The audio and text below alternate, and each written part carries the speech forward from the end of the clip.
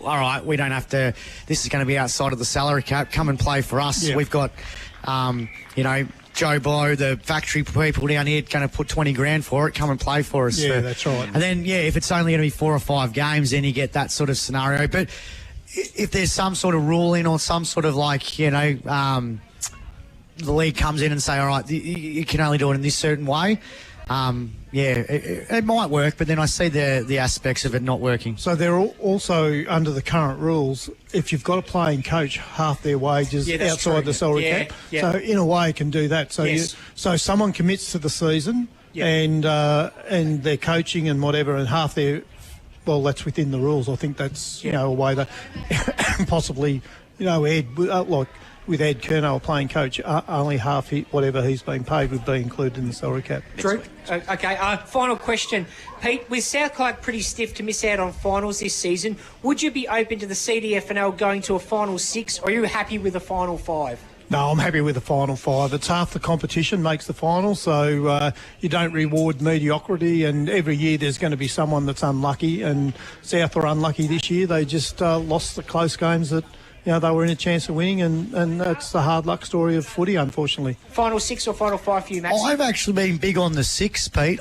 Just for a couple of reasons, and I understand you sort of want 5 and 5 split, but 6 clubs just gets you that extra club in. And I think that, and then all of a sudden the finals every final means something. So I'm not saying that today doesn't mean much, but today's that sort of, it's sort of like a warm-up to the finals, because, either side's going to play next week. It just depends on whereabouts you're going to play.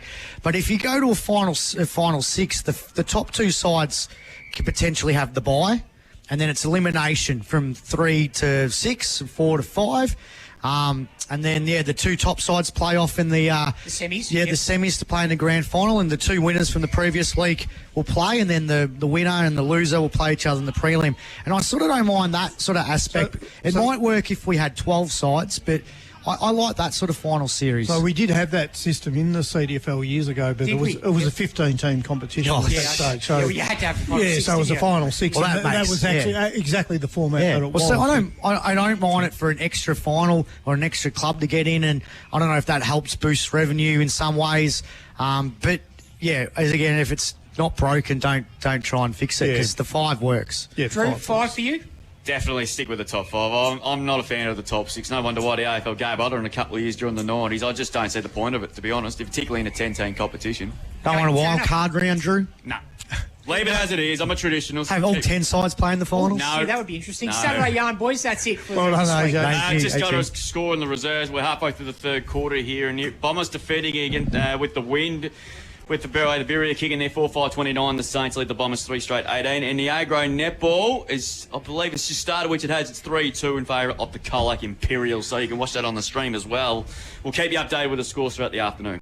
Thank you, Drewy. And it's on the AFL Bowen TV app if you want to go and have a look at the A-grade netball. We'll take a break. We've got top 5 and we've got Pete's Footy Factory to come. So stay tuned here on Mix FM. On Mix FM, this is CDFNL Live. Weekday mornings from 6, it's Mix Brekkie. Question number 3. Name an Asian country. You left this right to the last minute, Rachel. You said China. I wasn't sure what was longer, the answer or the actual flight to China. Let's hear it. Mix Brekkie for McDonald's Colac and Snap Fitness Colac. Mix FM. Looking for a bargain on your next car or ute? You'll find it at Ballarat's cheapest cars and utes. The best deals in town, bar none. With over 30 years in the business, this family-owned dealership has stacks of vehicles ready to go. Finance available online, plus free delivery across Victoria. Check out the full range at ballaratscheapestcars.com.au or visit the dealership on the corner of Howard and Burbank Streets, Wendouree. Adam CT 12622. Nothing beats the sizzle of lamb on the barbecue. Juicy, tender, and packed with flavour. Whether it's a Sunday roast or a midweek feast, lamb is always the right choice for your dinner table. If If you're looking for a sizzling career opportunity, Minerva Foods, Colac's largest employer, is hiring. Join the team that brings quality meat to tables worldwide every day. Reach out to the Minerva Foods recruitment team today. Is home or business security on your mind? Trust Stevcom, a fully licensed and accredited installer. They can plan the best security solution for you. Alarm, CCTV or door access control. Don't risk it. Choose Stevcom for peace of mind. Ben Spokes at We Spoke Insurance Specialist can come to you with the ideal insurance to protect what matters most. You'll get market-leading personal service and advice with We Spoke Insurance Specialists. Find them on Facebook. Authorised representative of PSC Connect Proprietary Limited. Please consider all terms and conditions. Looking for professional NDIS support in Colac, Geelong or Warrnambool? Southwest Individual Support is here for you. The experienced team assists with support coordination, support work and community activities. southwestindividual.com.au. Big news, Colac. Bridgestone has arrived. Central Tyre and Auto is now your local Bridgestone service centre. Get unbeatable prices on Bridgestone and Firestone tyres. To celebrate, score a $50 wheel alignment when you buy 4 new tyres. That's over $50 in savings. Plus, there's more. Until the end of the month, get your 4th tyre free on selected Bridgestone passenger tyres. Huge savings, trusted service. Only at Central Tyre and Auto. Colac's new Bridgestone Service Centre on Jellybrand Street. Bobcat. That's a name worth roaring about. And the biggest roar is coming from FSR Equip, the authorised Bobcat dealer for Southwest Victoria and specialist for Bobcat telehandlers. From construction to agriculture, Bobcat telehandlers offer unmatched versatility and strength with superior reach and lifting capacity. Bobcat telehandlers are built tough to handle any challenge. Follow the sound of the roar and get to FSR Equip, Hugh Murray Drive, Colac East. Bobcat, one tough animal. Pain from your Achilles, heel or plantar fascia can hold you back. Theodore Podiatry not only has your back, they've got your feet, offering non-invasive treatment options like Shockwave with no downtime needed. Step into relief with carefully selected footwear for work, sport and casual outings. The extensive collection includes foot-friendly, comfortable and stylish shoes, including the largest range of Birkenstocks in Colac. Step into relief today. Theodore Podiatry, they've got your feet. Solomon's Flooring and Beaumont Tiles Geelong. Your complete reno needs under one roof. Tiles, tapware, baths, toilets, vanities, carpet, engineered timber, vinyl and blinds. They come to you for on-site measuring, installation and advice. Conditions apply. Our legendary tradie on Mix FM. Thanks to Echidna Built. It's the pre-game show on CDFNL Live. Yeah, welcome back here to CDFNL Live on Mix FM. Qualifying final day here at the Central Reserve. Alvie versus Lorne, our broadcast game today. It should be an absolute ripper. Results so far today, in the under-12s footy, it was Apollo Bay 5-5-35, defeated Illawarra Back 5-4-34. In the under-15s, it was the Western Eagles 9-13-67. They defeated Birregurra 2-2-14.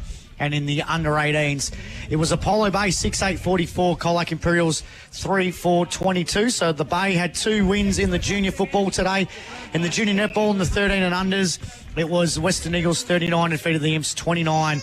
Illawarra Back 36, defeated Lorne 30 in the 15 and unders. And in the 17 and unders, it was Western Eagles 28, defeated South Colac 26. Time now for top 5. It's Maxie's Top 5 on CDFNL Live. Now, through the final series, I'm going to be doing top 5 GOATs lists, greatest of all time. And so many of them are going to be footy grounds that I've called at.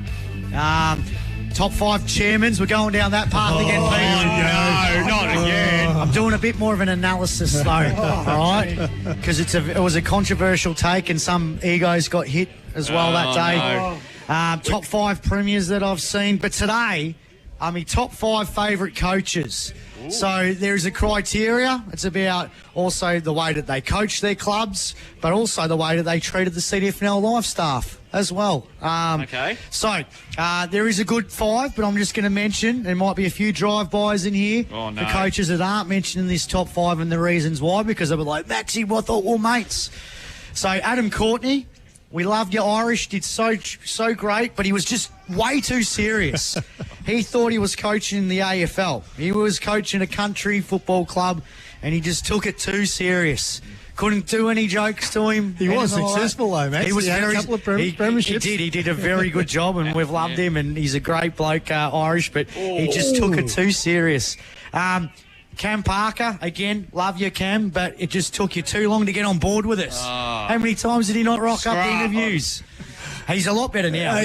He's been really great the last 12 months. Another person that takes our interviews way too serious, and we've done jokes with him. He even told us that he had to nick off and do the warm-up. Ed Curnow just takes it too serious, mate. Come on. Paul Lynch, too angry. Oh, Lynchy. Always angry.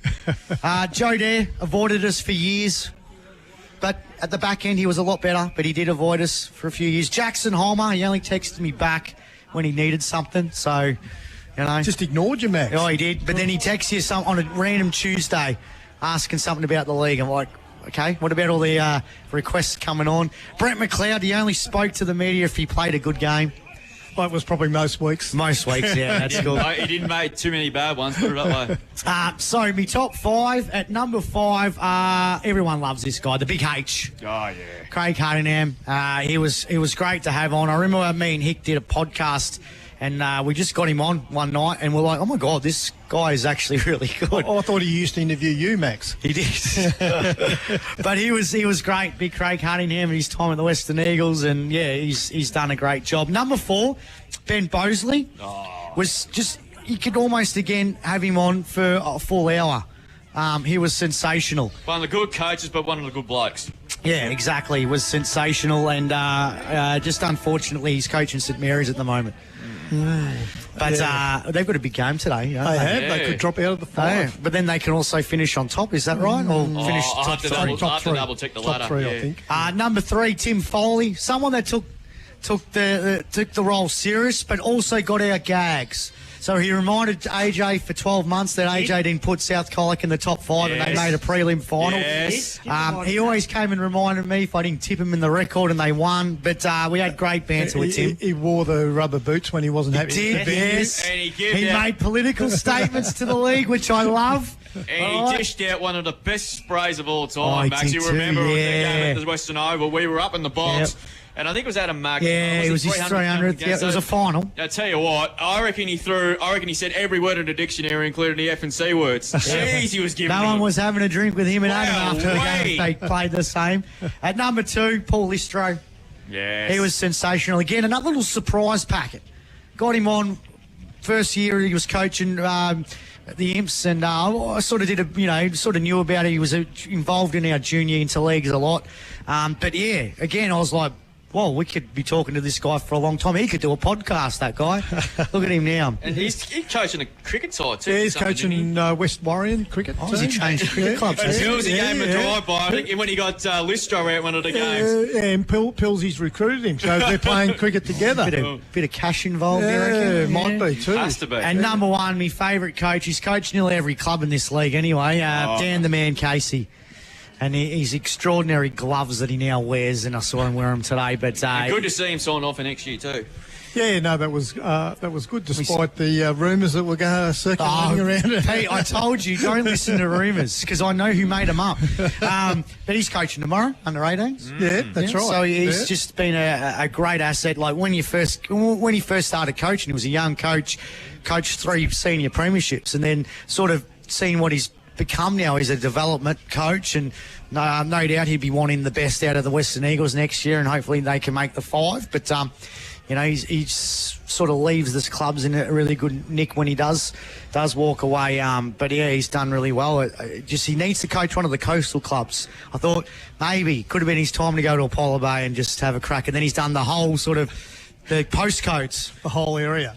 Yeah, there you go. So there's the top 5. So coming up is going to be their grounds that I've called at, top 5 chairmans, top 5 premiers. If you've got one that you can think of, it's got to be the GOATs, a legitimate There's no changing of the lists. Can I just ask with the premiers, Maxi, are you just doing senior premierships? Yes, or, okay, senior premiers of what I've commentated as well. I'll give you one, Maxi. I was going to say, I don't think Jacinta Allen will make the No. 25 premiers. Oh, my goodness gracious me. Come on. I saw you were at Ballarat yesterday. Yeah, I chased her on my tractor. AJ? Oh, sorry, Drew. Top 5 moments you've called, I reckon. Oh, top 5 moments. Gee. Yeah, I reckon that might be the one you could do. Do we have to nullify because that day when Hick stepped in dog turn on air, that was a pretty good moment. What about Siren Gate at Lorne? Well, that time when you classified Joel Menzies as deceased and he came on and hit 5 goals. Yes. Oh, you pointed me through. I'm pointing it right at you. It was both of us in on it, Drew. And that time when you He's pressed the finally button. admitted it.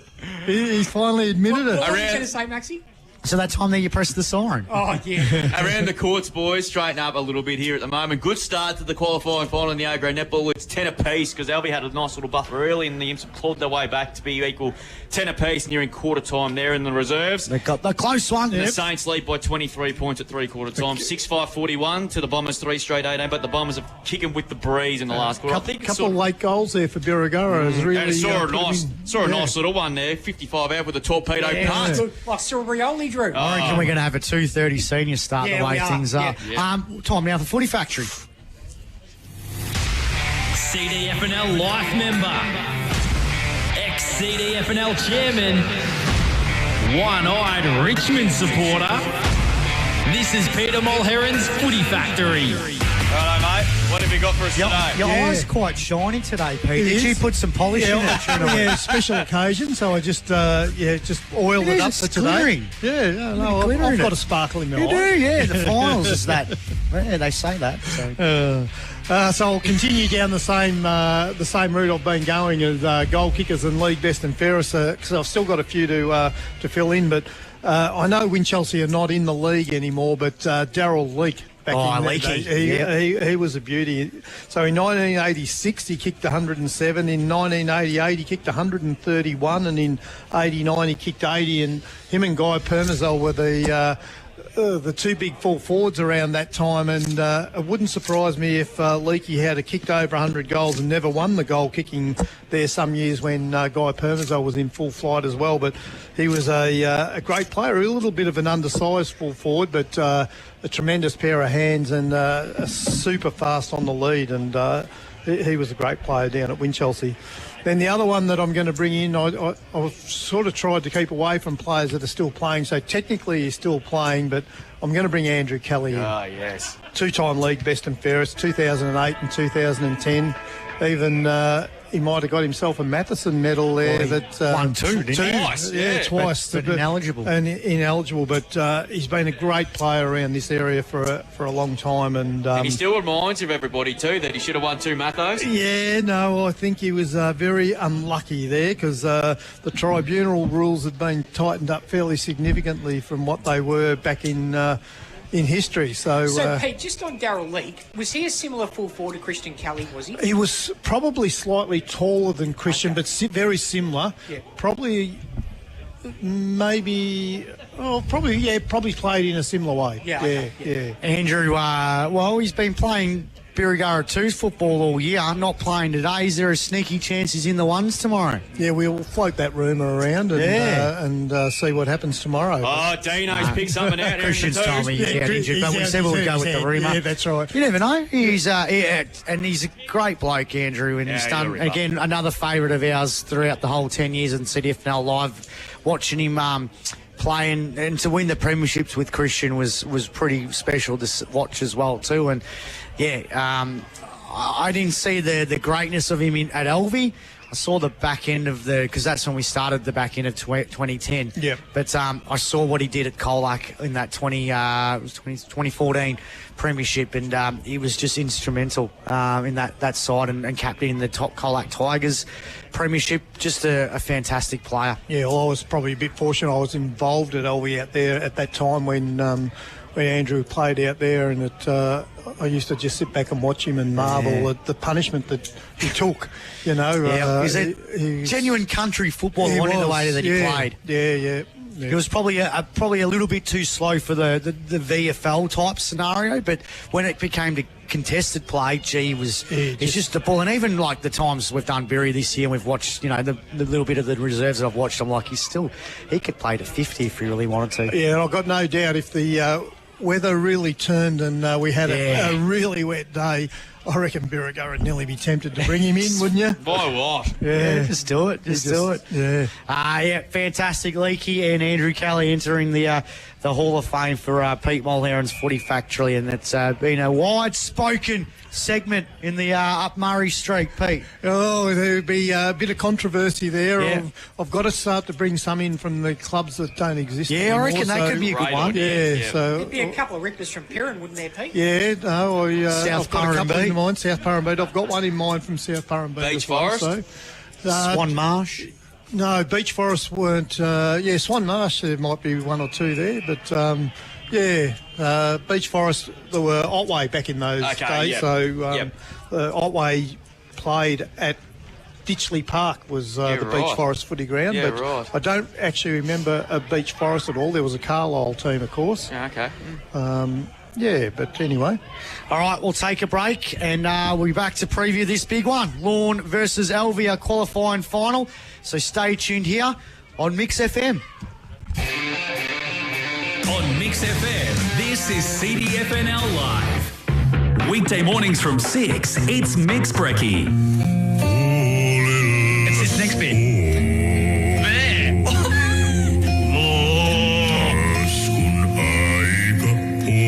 That is honestly, honestly, that is Xavier Mead telling us what the meat crew specials are this week. Definitely. Oh, there's a sausage in there. Yeah.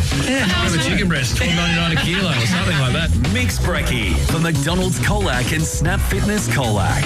Mix FM. Looking for a bargain on your next car or ute? You'll find it at Ballarat's cheapest cars and utes. The best deals in town, bar none. With over 30 years in the business, this family-owned dealership has stacks of vehicles ready to go. Finance available online, plus free delivery across Victoria. Check out the full range at ballaratscheapestcars.com.au or visit the dealership on the corner of Howard and Burbank Streets, Wendouree. Adam CT 12622. Nothing beats the sizzle of lamb on the barbecue. Juicy, tender, and packed with flavour. Whether it's a Sunday roast or a midweek feast, lamb is always the right choice for your dinner table. If you're looking for a sizzling career opportunity, Minerva Foods, Colac's largest employer, is hiring. Join the team that brings quality meat to tables worldwide every day. Reach out to the Minerva Foods recruitment team today. Is home or business security on your mind? Trust Stevcom, a fully licensed and accredited installer. They can plan the best security solution for you. Alarm, CCTV or door access control. Don't risk it. Choose Stevcom for peace of mind. Quality and professional earth-moving solutions, that's LGK Earthworks, a family-run business tackling your rural, civil and landscaping projects. For a free, no-obligation quote, lgkearthworks.com.au. Check out their exceptional eye for detail on Instagram. Ben Spokes at We Spoke Insurance Specialist can come to you with the ideal insurance to protect what matters most. You'll get market-leading personal service and advice with We Spoke Insurance Specialist. Find them on Facebook. Authorised representative of PSC Connect Proprietary Limited. Please consider all terms and conditions. For welding you can trust and steel work built to last, call Leslie Maintenance and Pipe Fitting in Colac. Pipelines, structural steel on-site installs. Built strong, built local. See Trev and the team at 74 Bruce Street, Colac. It's Dairy Month on Mix FM and Greg Allen Farm Machinery is right behind our local farmers. From mowers and muck spreaders to feed-out wagons and silage gear, they've got the gear to keep your dairy operation running strong. With trusted brands like Valtra, Joskin, Samaz, Allo and Pottinger, plus local advice you can count on, they're here to help you get the job done. Greg Allen Farm Machinery, Colac and Hamilton, backing our dairy farmers this Dairy Month on Mix FM. Your club delivers on the field. Think Water Colac delivers water solutions, serving the southwest for over 25 years. Irrigation and filtration systems to pumps and rainwater tanks, and your local experts in solar pump systems. Think Water Colac. They do water well. Big news, Colac. Bridgestone has arrived. Central Tyre and Auto is now your local Bridgestone service centre. Get unbeatable prices on Bridgestone and Firestone tyres. To celebrate, score a $50 wheel alignment when you buy 4 new tyres. That's over $50 in savings. Plus, there's more. Until the end of the month, get your 4th tyre free on selected Bridgestone passenger tyres. Huge savings, trusted service. Only at Central Tyre and Auto. Colac's new Bridgestone Service Centre on Jellybrand Street. Sports Power Colac are proud supporters of local footy and netball. Good luck to the CDFNL clubs and the Colac Tigers on the road to premiership glory. If you need to restock the kit, see the team at Sports Power Colac, your local finals experts. Powered by Sports Power Colac, FSR Equip, KFC Colac and Minerva Foods. This is CDFNL Live. Yeah, happy CDFNL Finals Day for everyone that celebrates the qualifying final day. And it should be an absolute corker. We've got Alvie versus Lorne. Everyone remembers what happened 12 months ago on this ground between those two sides. The Swans looked like they were about to book their second grand final in a row. When they were led by 6 goals in the final term, but Lorne went whooshka and stormed into the grand final. They went on to win the premiership. Well, Alvie lost the next week. There's got to be a little bit of redemption factor in the Swans' blood today, while the Dolphins, they won't have a chance to win back-to-back premierships. The winner will play the Colac Imperials next week. We've got the full crew, myself, Max Blake, we've got Drew Simmons who'll be calling with me, AJ Brady on the stat sheet, and Peter Dusty Mulheron doing whatever he does. Got no swivel chair today, so he might be a little bit out of whack. I'm a bit lower today. I can't see anywhere near as well. Didn't want to sneak it in today? Well, I thought about it, but I thought I might crowd the room. You going to sneak it in tomorrow? Yeah, I might sneak it in tomorrow. Yeah, now There's plenty of room here, Pete. Yeah. We'll just sit you at the back. Yeah, I didn't want to upset anybody. We'll go around the grounds. Thanks to Think Water. About 9.5 minutes to go in the reserves. Billy hanging on to a 17-point advantage, 7-5-47 into the Bombers 5 straight 30. And apologies on the A-grade netball score. Got that completely wrong. And it's Alvie have snuck away now. They lead 20-13. I believe that's in the second term at this stage. With the winner, of course, to take on Illawarra back in the second semi next Saturday. Well, the loser will have to play the winner of tomorrow's elimination final between Birregurra and South Colac. Two sides are in really good form, so it should be a belter. Max, what's going on with the wind out there? Because it was hovering around like you wouldn't believe before. Has it settled down or is it still there? It's definitely still there. I'm not a wind expert, but it is pretty breezy out there. I guess we're glad that we're not having the same sort of wind that we had yesterday, because that was last night. That was ferocious, and AJ was worried all night that his house was going to fly up to where Dorothy went to in the old Wizard of Oz series. But I stayed overnight in Colac, and God, you got a dump of rain, Pete. You were just rain dancing all night or something. Well, we didn't get it out at home. We had 12 mils, I think, for the day, over the day, but not so much last night. But anyway, we're looking much brighter out there than it was a couple of months ago. Yeah, I don't think it'll be a wet weather game today, boys. But Max, you did mention the outer side, the opposite side from where the crowd is and where we are. It's quite soft underfoot, isn't it? Yeah, it's spongy. Round out the grandstand side, beautiful. You can bounce the ball. Even if it's raining, I reckon you'll be able to bounce the ball. But on the outer side there, it's still very spongy, and it's been like that for a couple of years now come finals. So it's going to be interesting to see, and the wind's probably pushing the players out that way too. So hopefully we get a bit of play on our side. But it does shape up to be an absolute beauty. People have asked me all week, who do you think's going to win? And it's one of those games that we've probably entered the last couple of weeks doing CDFNL Live, and I actually don't know. I can sort of gather for both sides. The Swans beat them by 6 points a few weeks ago. We did that game. It was a very contested game of football. Probably they could have won by a bit more. I think if Lorne won that day, they definitely pinched it, and it would have been hard to sort of pick a best player. Well, Alvie played really well throughout that day, and Lorne do have a few players out today. So no Bright Brothers, no Kai Entercott. So they're probably right up for grabs in this final series for the first time, Alvie. If they're not going to beat them today, they probably won't beat them for the rest of the year. We did our predictions, and I know how we inspire clubs when we don't pick them to make grand finals and win flags. And Alvie's one that's definitely reminded me about not picking them in certain spots. And they have. I had a good think about it during the week, and I just think that they're right. They're ready to go. They could have a bit of redemption of last year, and realistically, if the club is owned, nothing gets owned for them. But the last 5 years, so they missed the flag in 2021. I reckon they would have won it. Yeah. If we had a final series. Yeah, I think they would have. Butched it in 2022 in that last quarter against Illawarra back in the prelim, and then got the flag in 2023, and then last year again looked like they had it all won about round 2, and then just was disastrous final series. So that's got to definitely be in their blood right now. I know a lot of players that probably weren't involved in it, but there's a lot of players that still are, and they probably deserve another chance to play in a grand final. And these two teams, they match up so well, don't they? They're traditional footy teams. They've got the tall forwards, tall defenders, and running on-field brigade. So they're very traditional sides, aren't they? The way they set up and the way they play their footy. So that's why they're such a good matchup. But look, I think it's all going to start in the ruck today, and Lincoln Dare is going to be the key. He's going to have 3 players probably rotate through him, with Fraser Balderas, Holmer and Hughes. So then what can Hughes do? What can he add when he goes down forward? The biggest danger I see so far for today is Alvie's entries inside 50. If they're going to bomb it to 20 metres out, just at the top of the square, I think Charlie McCartan's going to have an absolute birthday. Yeah. So they've got to lower their eyes. Jesse Williamson's going to be important today, I think, to give that other option.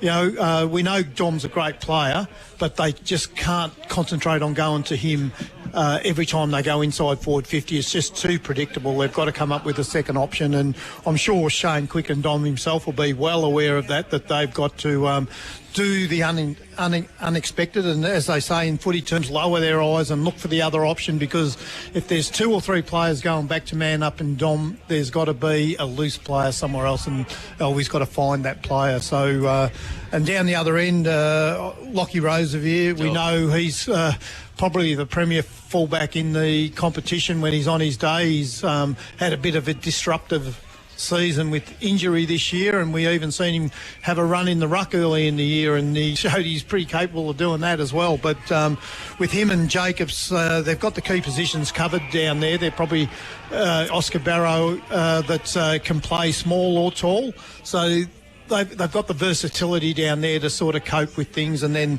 the midfield, we've got Ben Eddy up against Oscar Coots. So that's going to be a mouth-watering duel. Absolutely. 2 big-bodied midfielders who cover the ground. A few weeks ago when we did this game, these 2 opponents, Oscar Coots was held really well, wasn't he? Yeah, they put a lot of work into Oscar Coots, and I no doubt Oscar would have primed and get himself ready for this game for a number of weeks just to prove it. So we know how good he is. Yep. Do you think he's had a gooder year than last year? Oh, look, we only get a snapshot of him. I think he has, Oscar. I think he's been pretty prominent the days we've seen him. He's a very powerful midfielder in the Mitchie Thornton mould, isn't he? We're not as flashy, but you're right. Just a soldier. That game against Illawarra. He was great that day, wasn't he? And the one thing that he's good at too, that he's a goal-kicking midfielder on his day. We know what damage he did. We saw it today against Alvie on the King's Birthday Cup. He kicked 3 or 4 nearly single-handedly. And then they took him off. I'm still not over that. Yeah, I know. Don't get Brian Taylor started on that. But the thing here at the Central Reserve, it's a very wide ground. There's a lot of space out there. To close down those midfields a little bit tougher, isn't it? They've got more area where they can lose the tag and whatever. So there's going to be some tired boys at the end of this tonight. Do you put the work into Lockie Mulder today? If you're a Lorne point of view, or do you just say what happens in the first 10 minutes? Harrison Taylor's been a bit of a tagger. He has been. I reckon you start off, you go head to head, you back your own in for the first bit, see how it's playing out. You know, maybe with the breeze there, that might change their thinking a little bit. You know, will Charlie play at one end of the ground all day? You know, is that a possibility? Like, could could he play in the back line when they're kicking against the breeze and go forward? We've seen against Imps that when the game was really on the line, the next thing we looked up and Charlie's one out in the goal square. So they know he's the player that's capable of taking that big contested mark. But Alvie has got just the player to match him in Lockie Roosevelt. If you're Alvie today, like with the outs that Lorne have, do you see yourself as a golden opportunity for him to get the job done today? Absolutely. I mean, the Bright boys, they're taller than they appear. They play tall. Yeah. So they're a difficult matchup. And without them down in the forward line, maybe at ground level they might not be at their best down there today. So that might be an opportunity if the two big defenders from Alvie can get on top down there in the air. Lorne might find goals hard to come by, and they might even be forced to use McCartan down there or Hughes down there on a permanent basis. Yeah, it shapes to be hopefully one of the great finals to kick things off too. You know, last year every final was up for grabs at three-quarter time, wasn't it? And it was just made the final series beauty. And there was one that was a little bit lopsided, and then Simpson almost pinched it. So again, it's just hopefully we get 4 weeks of that. That's what we sort of want for as broadcasters and neutrals, but also, I guess, as spectators, you want to get people talking about the league and go, look, CDFNL had 4 absolute beauty weekends. So and I think today and tomorrow will be very, very close. I'll be disappointed if there's blowouts. Yeah, we've had such a great season. Yeah, that's right. Even last week we went to Illawarra and Imperial, sort of thinking, Illawarra, Mitchie Thornton's out. They've been a surprise since his company's left, hasn't he? So and we thought the Birregurra at one stage that the injuries had caught up with them, and yet they can go out to Alvie and go down by less than a goal. I was talking to Cam Parker earlier, and he's like, it's hard not to be confident because anyone can beat anybody on their best day. I think he's coached really well late in the season, Cam Parker. Yeah. He's really set Illawarra back up really well. The reserves have just finished here, and it was a 24-point win to Birregurra, 8-7-55, defeating Illawarra 5-1-31. So they'll take. So the Saints will take on the all-conquering Lorne side. They have undefeated and haven't looked like losing the game all season. I think their percentage is 630 or something ridiculous. Yeah, it is a high percentage for senior footy. And updating the O-grade netball at the moment, it's half-time there, and it's a 5-goal lead to Alvie, 26 to the Colac Imperials 21. But let's not forget. Colac Imperials tried by as much as 12 goals at three-quarter time last week against Illawarra back and almost pinched it. So you just never know, though. You just never know.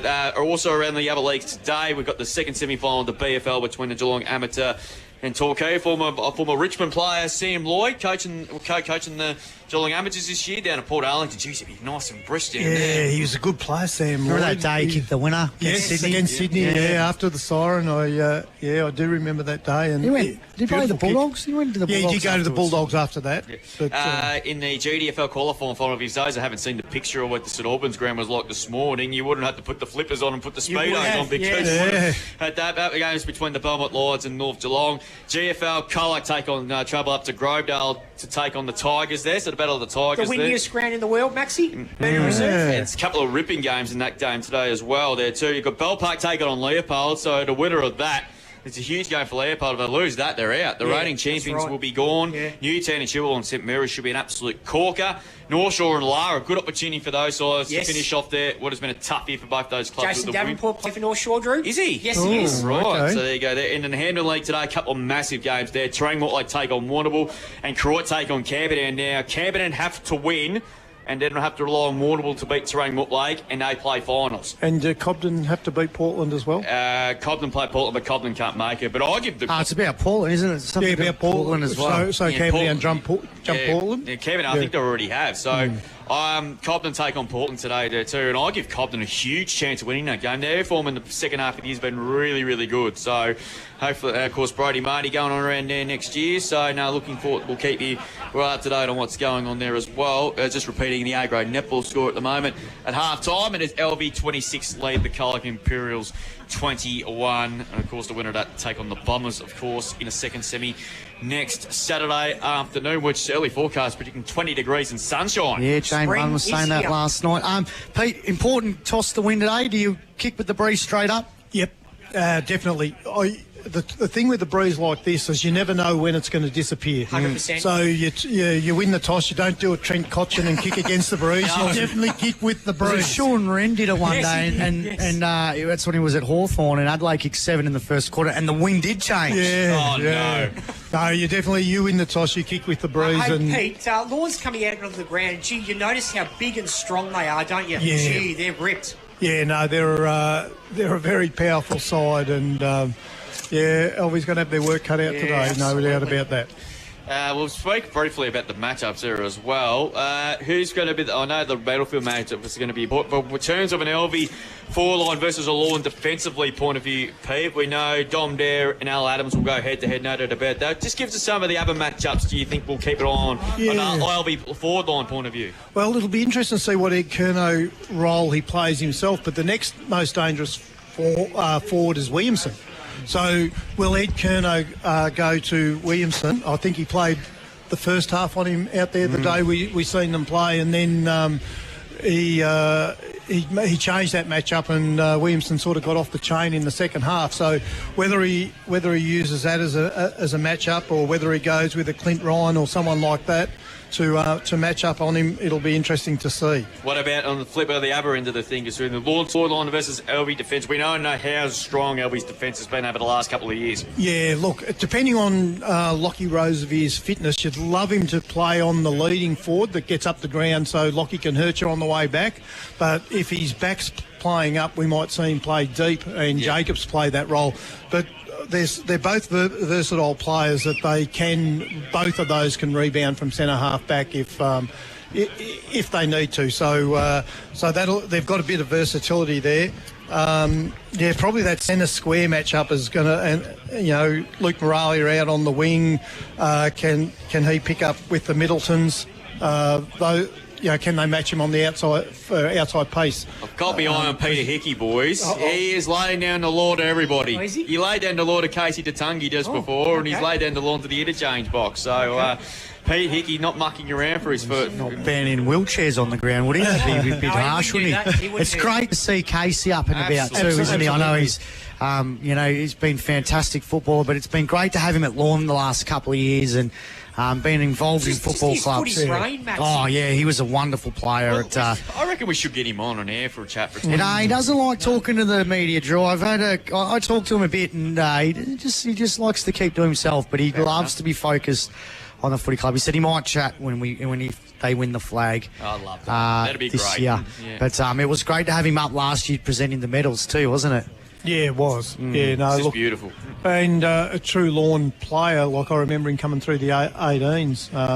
In his See, one of those ones that they snuck in to win the premiership against Illawarra Biak. He was a Lorne local. So I know, but he played in the Falcons all year, and they had him and Burham and Just Steven come back and. But they were genuine. They were genuine Lorne kids. I don't have a problem with that. It's the ones from out of town that I struggle with a little bit. But umpires and the two captains about to meet in the middle. Oscar Coots, first year as captain. It's got a bit dark here all of a sudden.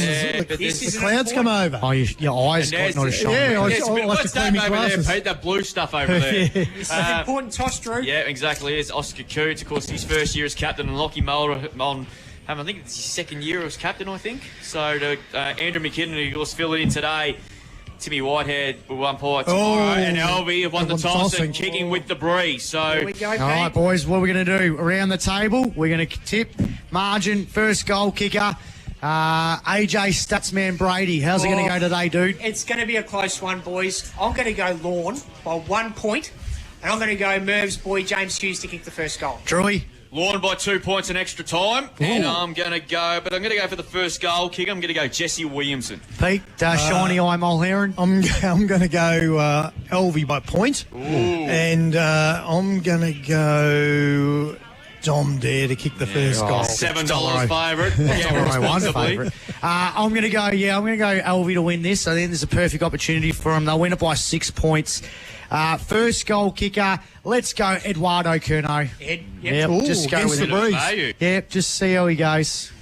But yeah, big crowd here today for a qualifying final. I reckon, as I said, it's one of those finals where it's not a dead rubber, but it's just one of those.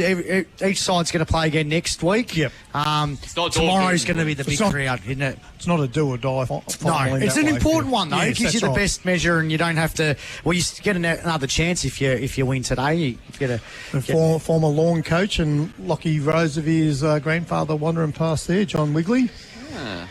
So both sides just in their huddles, about to break up and go into their position. So Alvie winning the toss, they're kicking to the KFC Colac Town into the ground, and that's the end where the breeze is going. And all sides that kicked with the breeze early on in the games this morning, besides the under 12s. They got the advantage, and they sort of continued the advantage. Pete, keep an eye on where McCartan lines up. Yeah, this will be interesting. I think he'll definitely start in defence when they're Alvie's kicking with the breeze, but I could be wrong, AJ. Umpires this afternoon. We've got Craig Kerr, who's already did the goal umpiring duties this morning in the under 18s. Yeah, and he's promised us a deliberate out of bounds for later on, so it's a bit of controversy. So Peter Dinnick and of course Andrew McKinnon, of course filling in for Timmy Whitehead. He'll be doing the game tomorrow. So had an out for tomorrow. So probably umpires getting crook during the week, Pete. Okay. So the bench is even to me. Hey, so we got Charlie's hanging around the back line already. So as the Lorne huddle breaks and they start to move towards their position. So we've got Holmer, Barron.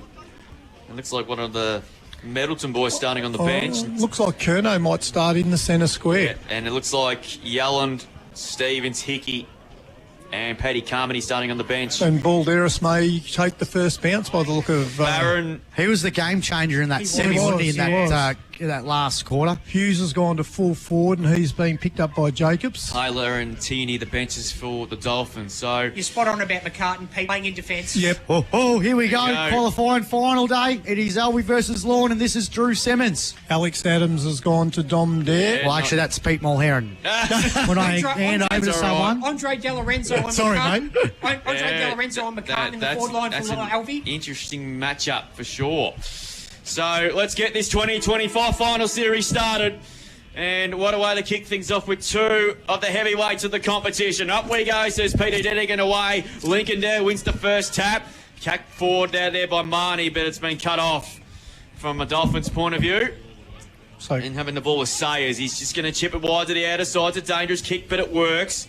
Finds Coots the skipper. He's been told to play on. He goes up towards left half forward. We see the ball held up in the breeze. Good defensive work. Mulder to Lincoln. There's going to be a big part of this matchup this afternoon. Permazel run himself into trouble. Got away, the kick away just to the centre. De Lorenzo attacked it nicely to Monahan. And he missed the handball target through Spence. Stepping up in the tackle nicely. Pazastek. He kicks inside 50. That's a nice ball to start with. And the mark being taken.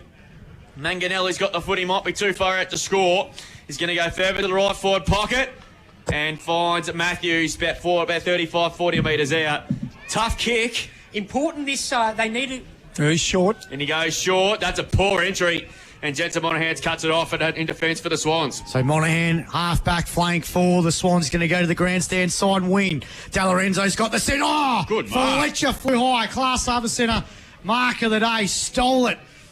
Like Peter Mulheron when he sees jelly slice in front of anyone, just steals it. Not as quick as me. McCartan takes the mark. His kick wasn't good, but a nervy start from both sides here in the final.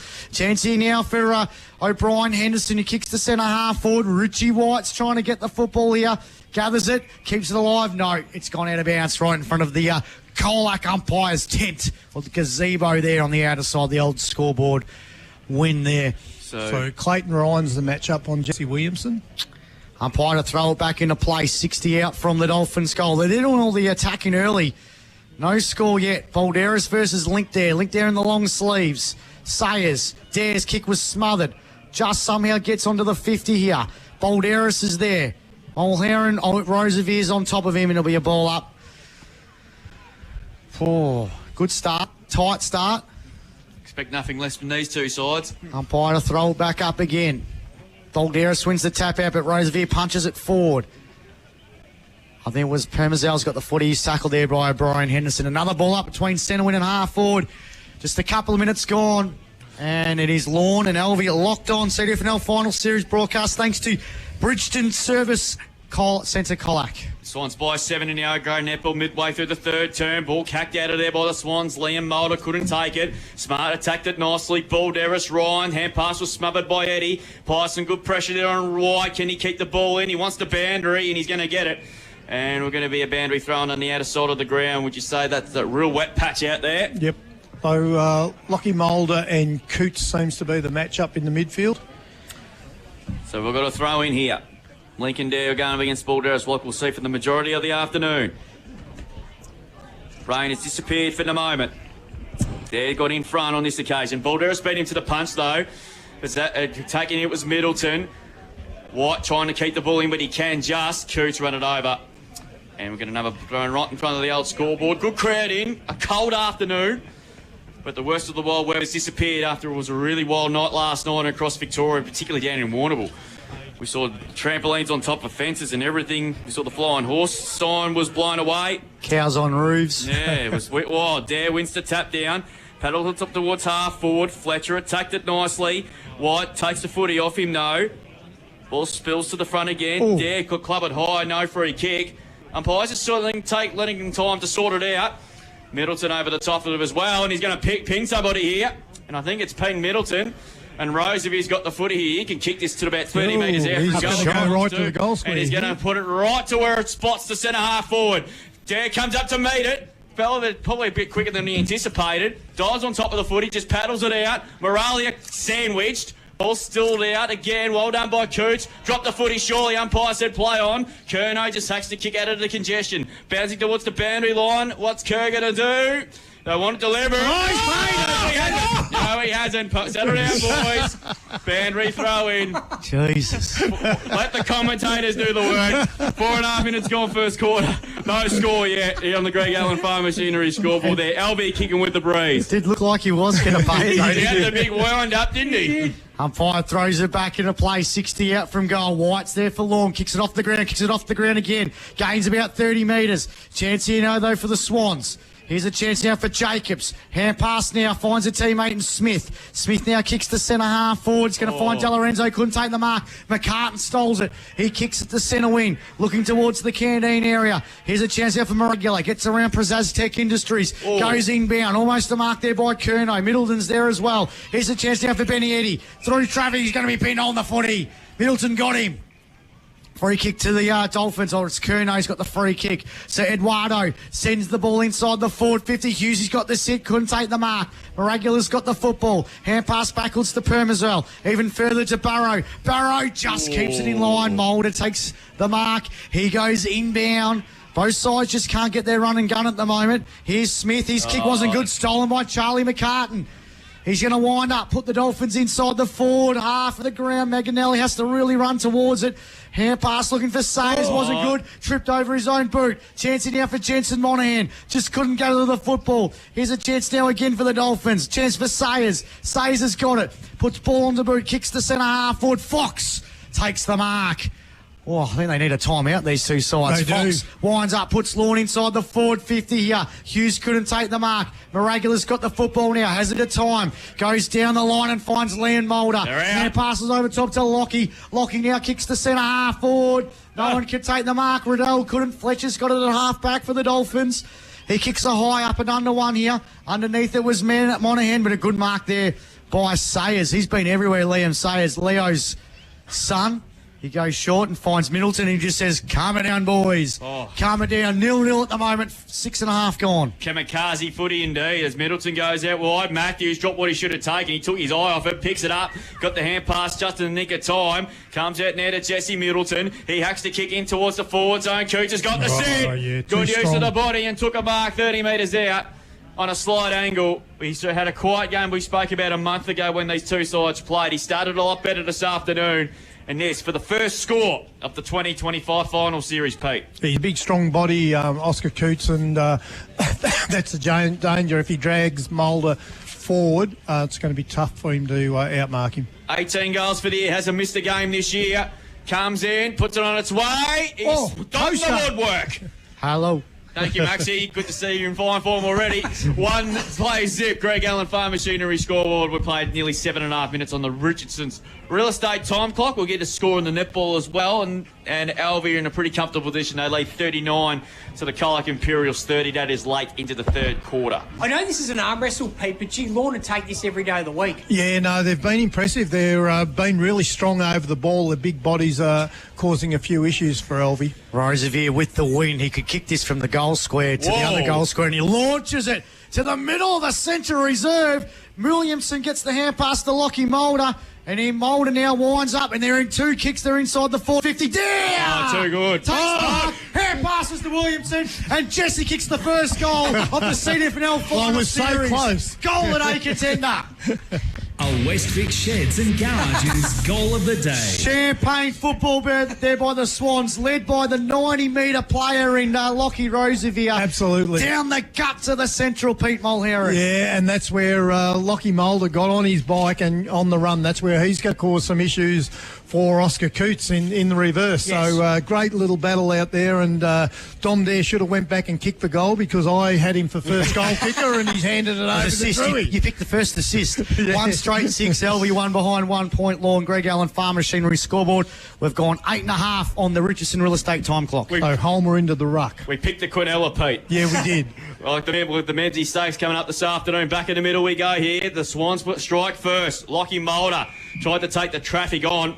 Umpire was just sort of standing there like the... Lockie Mulder, 5 disposals. Steph comes Yeah, that sheet. he's been good, hasn't he? Like the traffic controller. Bowls it up again. White. Yelland. Good handball their way through Rosevier. He can just about kick this to the top of the square. It's wide towards the forward pocket, but the ball beats everybody. Boundary throwing. Oh, you want to play him in the midfield in the when you kick with the breeze. Yeah, that's right, because he kicks the ball so far, it catches the defenders out. So the Swans got the ball. I reckon that's about a 3-goal breeze at minimum, I reckon. So it's an interesting matchup, Lockie Rosevier on Richard White. Yeah, good to see him back in the one. Boundary throw in. Lincoln Dare come in late. One that tap down. De Lorenzo. He has a quick snap and he missed. One behind. So the Swans go on to 1-1-7. Greg Allen Farm Machinery scoreboard. Lorna 1 behind 1 point. Margin 6 points. Not a bad snap there from Andre. It must have missed by much. Playing in an unusual role for him. So Sam Marnie on Oscar Coots at the moment, so they're rotating through there. O'Brien Henderson marks from the kick in. He's just going to tell things to slow things down. And he's going to pump it towards the wing position there. Bills just holds up in the breeze. And the ball's a bit too wide there. We'll get another boundary throw in. So we'll take stock. 10 minutes gone first quarter. Alvie a 1-1-7. Lorna 1 behind 1 point. There's Cam Parker, the coach of Illawarra Bag, just having a bit of kick to kick with his son. Ran into him earlier on during the reserves. Hopefully it's not the last time we see him tomorrow, hopefully for the season. And of course his coaching tenure at the Bombers. Is that holding the footy? Yes it is. One player took it on and the free kick will go.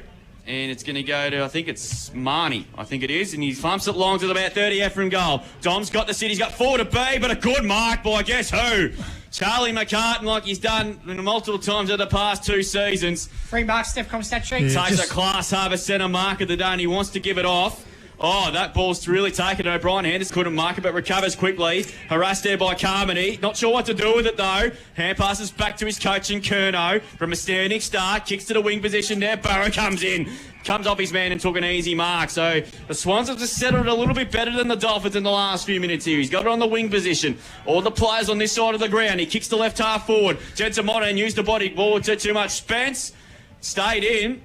But now it's gone out. We've got a boundary throw in. So Swans have just made conditions a little bit better the last 3 to 4 minutes, Pete. Yeah, they have. And that kick inside 50, that's not the kick they need at the moment. They've got to look for other options. You can't put it there where there's 4 Lorne players. 11.5 gone in this opening quarter here on Mix FM. Alvie 1-1, Lorne 1 behind. Here's a chance for Rosevier. Rosevier sends it from 50 behind. He's dangerous. Off one kick. Or 1 step, sorry. Lockie Rosevier was able to launch that 50 metres with the win.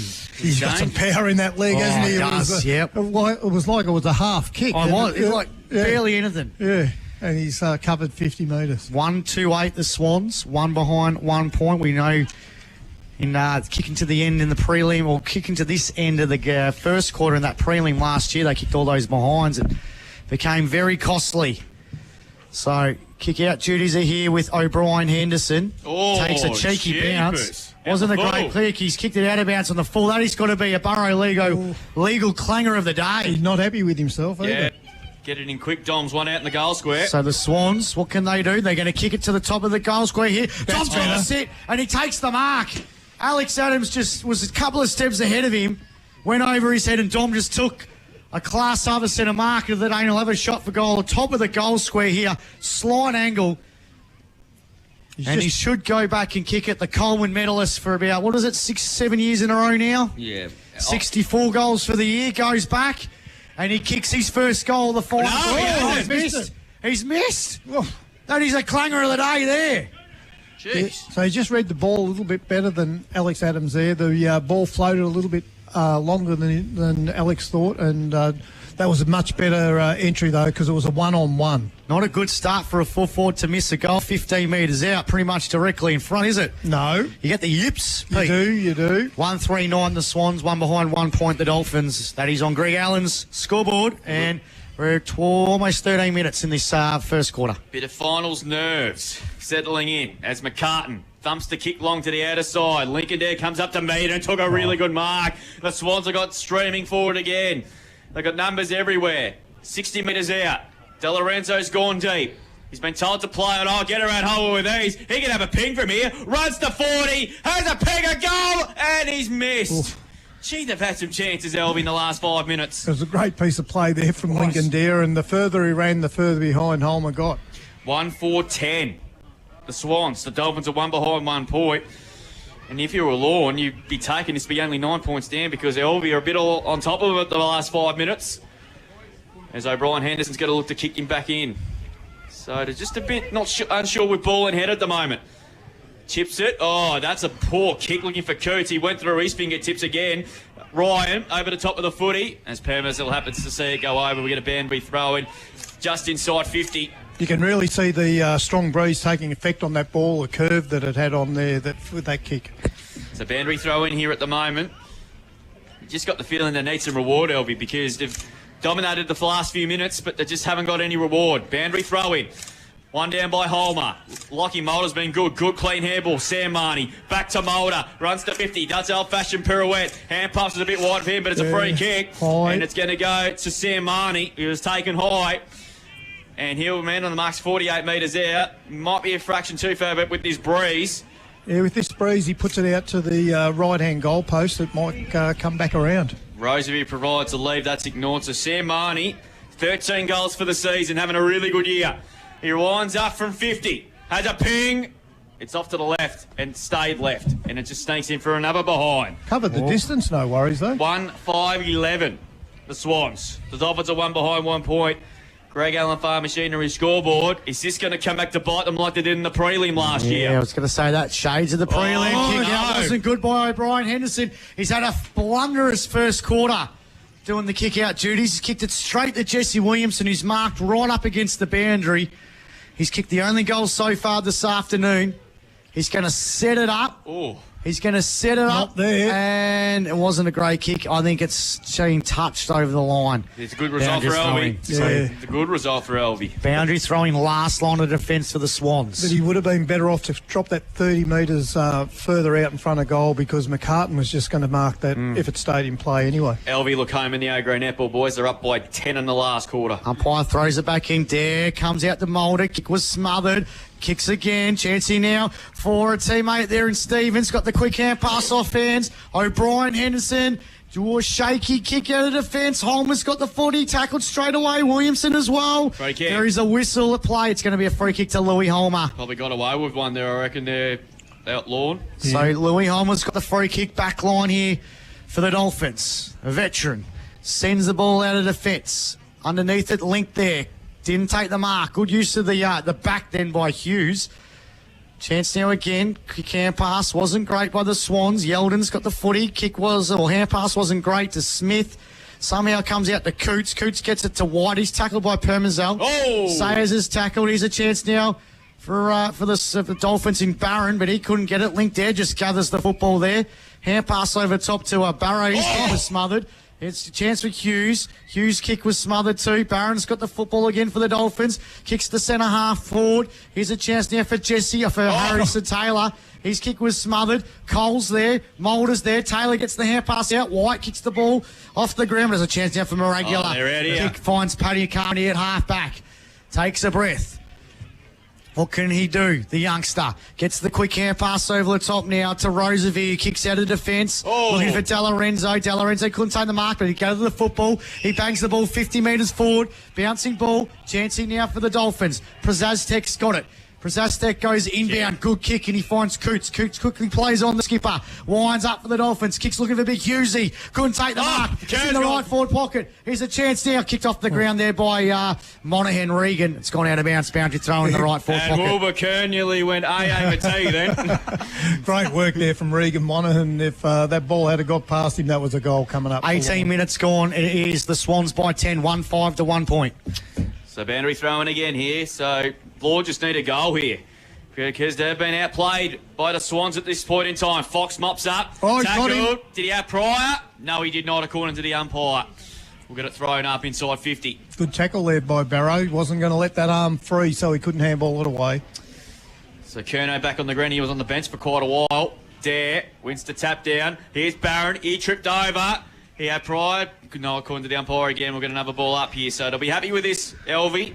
Quick stat too, out of the 5 winners out of the 6 last year who were leading at quarter time end up losing the game in the final series. Smith hacks the goal out of congestion.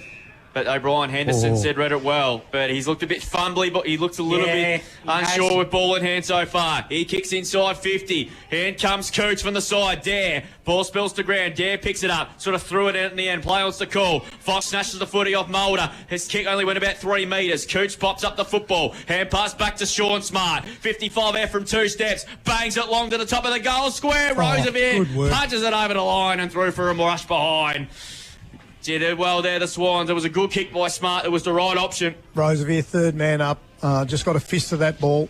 2 behind, 2 points. Lorne, Alvie 1-5-11. And where's one guess who's got the ball in here? Lockie Roosevelt. He could just pump this towards KFC Colac. He wants to decides to go short. Finds Carmody as we're about to approach time on the opening term. He plays it back to Roosevelt, back to Carmody. And they're going to work it out right, and Regan Monaghan marks it at a half-back play. Here we go. Got it over to Roosevelt. Roosevelt goes whoosh. It was a mongrel punt, but it comes off. Here's a chance now for Liam Mulder. Bangs the Swans back inside the forward 50. Dare's got 2 to beat. Yeah. Adams takes a good class harvest centre mark. The stalwart defender who had done that tens of times for the Colac Tigers at this ground. His kick. Matthews put the body on. Good work. Paddles it over the top to a teammate there in Harrison Taylor. He's kicked now. He's probably opened up there. The play here for Coots. Up against there. Coots gathers the football. Takes a cheeky bounces. Runs inside the 450. Has a shot for goal. He tried to dribble it through. And it's gone through for a behind. He's kicked 2 behinds, the skipper. And Lorne go to 3 behinds on the scoreboard. Alvia 1-5-11. Greg Allen Farm Machinery scoreboard, that is. And we've gone 20 and a half. So on the Richardson Real Estate time clock. That's a danger for Alvie. That poor kick inside 50 almost cost him a goal at the other end of the ground. Roosevelt to bring the ball back into play. And he just thumps it towards centre wing. And that is a monster kick. Fox underneath it there. Scoring the puck was Liam Mulder. Coming through on that occasion there, McMaganelli just lost sight of the football. And Liam Mulder was dubbed, and he should get a free kick. No, it's just undisciplined there from Cole Fox. The ball was a stoppage, and he didn't need to do it. He's chipping ball over the top, finds Stevens. He's been going to be the real wild card. In for his first game in the senior football. Of course, a former East Geelong play. That's a good kick. Much better and kick. Finds Carmody. Yeah, 10 even the boundary. So coaches just hate that. McCartan was in the space. He's gone short again. Good work. And finds the only goal kicker on the ground so far in Williamson. You just cannot afford to do that, particularly when there was a stoppage on the centre wing position. But that was much smarter play there from Alvie. McCartan had taken the space in front of Dom Dare, and they've been bombing it in there, but they took the short options and shot at goal. Williamson's the only goal kicker, I said, from 40. Looks pretty good. And the goal umpire doesn't move. So Jesse Williamson makes the Dolphins pay from a free kick that they should not afford to give away, and that because there was a stoppage on the wing And Williamson's kicked their only 2 goals so far of the match, and they go to 2-5-17. A handy one before quarter time, as I said, because they're going to defend with this breeze in the second quarter. The Dolphins are 3 behind, so played 22 minutes, and the score in the A-grade netball, the Swans are going to go through to another second semi. They're just unbelievable what they do. 48-36 over the Imperials. So the umpire had already blown the whistle, was going to ball it up, but the Lorne player continued with the tackle and put the Alvie player into the ground, and the free kick was warranted. Gave away costly free kicks, latter stages against Alvie a while back, and a couple of weeks ago against the Imps as well too. So back in the middle. So Alvie probably get the margin that they probably deserve. They lead by 14. There should be probably an extra goal up, I would have thought, with dominance of play. Homer wins the tap out. They go forward. Here's a chance now for Matthews. Overruns the ball. Smith's there. There was a high tackle. It was just blindsided by the umpire. Matthews on ground level now. And it'll be another ball up in the centre square here at the Central Reserve. We've gone 23 minutes on the Richardson Real Estate time clock here on Mix FM. Jesse Williamson, the only goalkeeper. He's kicked 2. Swans 2-5 to 3 behinds. Mulder kicks it really high. It's actually gone backwards. He's kicked it about 60 metres in the air, but it went backwards. Chance for Fox. He puts Lorne inside the forward 50. They're under pressure here. Hughes, there's a free kick going the way of the Swans. Jacobs wins the free kick. Sigh of relief for the Swans fans there, because I reckon Hughesy was on the merch for a free kick. So Jacobs has got it. He's going to wind up and kick the Swans out of defence. Turney's there. Roosevelt. Here's a chance now for Manganelli. He sends the ball forward for the Dolphins again. Stolen here by Stevens to Barrow. Back to Stevens. Got the hand pass over top to Roosevelt. He just barrels it inside the forward 50. He went 100 metres there, Pete. Yep. Ryan's underneath it. Chance in now for Williamson. He just ran out of tarmac in the right forward pocket. Oh, what a weapon for this game. Every Alvie attacking system has been started by Roosevelt. Yeah, he has. Yeah, look, he's just got that X factor, hasn't he, with getting that extra distance. And that was a good kick inside the forward 50 because it was haphazard. Lorne were never going to intercept mark that. 24 gone. Opening quarter. Can the Swans pinch one just before quarter time? They get a 3-goal lead. Dare grabs it out of the ruck, snaps, it's high. Can someone mark it? Middleton's underneath it. Oh, almost a plucky mark there by Williamson. Jesse stacks on this one, ball up in the right forward pocket, about 15 out from the Swans' goal. They're kicking to the city end. That's where the wind's blowing in this opening quarter. It's been there all afternoon, all morning as well. Umpire Denick's going to throw the ball up again. It was Balderas the one the tap out. Comes off hands to Jesse Williamson. Can he get a third? No, it's going to bounce away. Here's McCartan. Almost tackled there by Hickey. McCartan kicks a high one. White couldn't take the mark. Here's a chance for Monaghan. Roosevelt's lurking. Good work there by Taylor. Comes out to Curnow. Kicks out of the defence for the Dolphins. Ball's gone to the wing position again. Oh, it's out in the full. And Tierney's nearly kicked down to the commentary box. It's gone out wide, out of bounds on the full. And it's going to be Regan Monaghan. He was the Was that deliberate? Didn't matter, Max. It was bloody, long kick to centre half forward. That's a beautiful kick to Lincoln there, bounced off his chest. Oh, that's an interesting hand pass by Carmody. What a hand, should have got one high, but umpire was blindsided. Pete will get a ball up at the edge of the square. I think you're right, Drew. Alvie need one more just for bang for buck for this first quarter. Yep, they've pretty much had 65% of the play in this quarter. Marnie over the top of the footy, sort of locks it up. And the umpire's going to come in and sort it all out on the edge of the centre square, favouring the Swans to lead by 14. They deserve to be in front, probably should be up by a couple more goals, I reckon. The dominated play as Lockie Mulder lays a good tackle on Fox. And we're going to do it all over again, about 55 around from their goal. 26 minutes gone. See that A-grade score there, Drewy? Can, mate. It is 38 to 49, I think, last time I checked. Here's a chance now for the Dolphins to clear it through Ryan. Kicks towards an R4 was Hughes held on according to the umpire, but he's going to get a free kick anyhow. Here's a chance for the Dolphins here, but it's going to come back, I would assume. It's a long quarter. Is Wilco in the box? 26 and a half for 2 goals. Oh, do we have the GDFL timekeepers again? Next one quarter worth of 38 minutes. Well, Imagine if we have extra time, Drew. Probably we could. 51 to 38. Alvie never needed to give that free kick away. I think Jacobs was winning the contest, but Barrow come back and Hughes gives it over to top to O'Brien. Anderson, and Marty broke the tackle okay. Host to 50, kicks to the goal square. Good mark. Taken by Smith. Class Harbour centre mark of the day. 52 to 38. I think the netball's just finished. So Alvie are through to take on Illawarra back in the second semi-final blood again. Rule. Will Jacobs coming off for the blood rule? It's the Swans just keep doing it in the A-grade netball. It's unbelievable how they do it. It said, do not rule them out. Write them off at your own peril. So the two great rivals are going to hammer and tongs yet again. But the Bombers have beaten them twice this year during the regular season. So that's going to be a very interesting game next week. Well, the Imps have to sit and wait for the Bury South Colac match tomorrow, thanks to Theodore Podiatry. So Smith took a really good mark and he's got the footy now. He's been told to play on. Chips over the top to Burrow. He's had a fantastic season in defence. With quarter time looming. 27.5 minutes. He goes short. Finds Moralia, who's been good. Been told to play on. He might have hit the turf, actually. Kicks it over the top. Good defensive work by Ryan because it was going to be a certain mark to Alvie. And to get it out of play, we get a boundary throw. And sun shining. But still very, very cold as we count down towards spring, which starts on Monday. 2-5 place 3 behinds. We played 28 minutes. So boundary throwing to take place. Right in front of the umpire's tent. Over it goes now. Balderas. Beat to it by Dare. Here's a chance there for Yellow in the next quarter time. So the Swans dominated for a majority of the part, particularly from about the 10-metre mark onwards.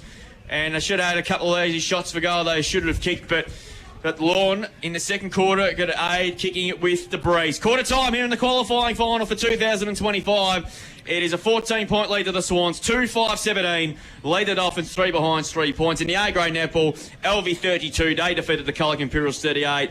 So it'll be the Bombers and the Swans to clash yet again in the second semi in the A-grade netball. We'll take a break here from the Central Reserve. Back with the second quarter after this. On Mix. Was there an arm chop there? No, there wasn't. Here he is. Bailey Scott dribbles along the ground. It's bouncing across the face, but he might map up and run his own ball. He does. Goes back and kicks one of the goals of the year. Touched it. Oregon. A half forward. You're going to leave it Slater. Good punch away. Stevens runs it beautifully. Gets around one. Check sides on the ground. That is brilliant. Absolutely brilliant from Cooper Stevens. Class with a points the margin. Bury lead by at. Here's a chance for Scott. Rose beautifully. Oh! In the last half, Bailey Scott's put the. Foster, Cunningham rather. Over the top of the footy yet again. It's a hot footy to be won. It's a kick out of the park by somebody. And I think it's Ramos. He's kicked one out of his backside. First goal of the afternoon. It's a goal that they contend. It's going to be stolen. Morrissey's trying to get the football. Stolen by Stevens. Oh, he's got it. Snaps a goal at a contender. A West Vic fire. Here's a chance now for Gort. Oh, he's got it anyway. Scott runs his measure. This is a coach's play. Oh, and he's in the frame, dude. Coach's goal. And nicely, hand pass to Price. Caught. Got the hand pass just in the nick of time. Melville grabs it. Melville kicks, and he's got it. Here comes the got the percentage, so Alvie had sounds the candy. Yeah, Alvie got superior percentage. Good mark.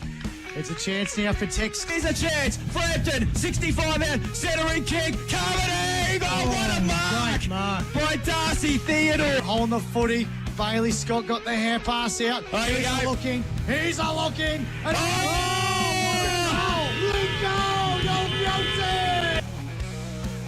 to level it. Looks good. He's kicked.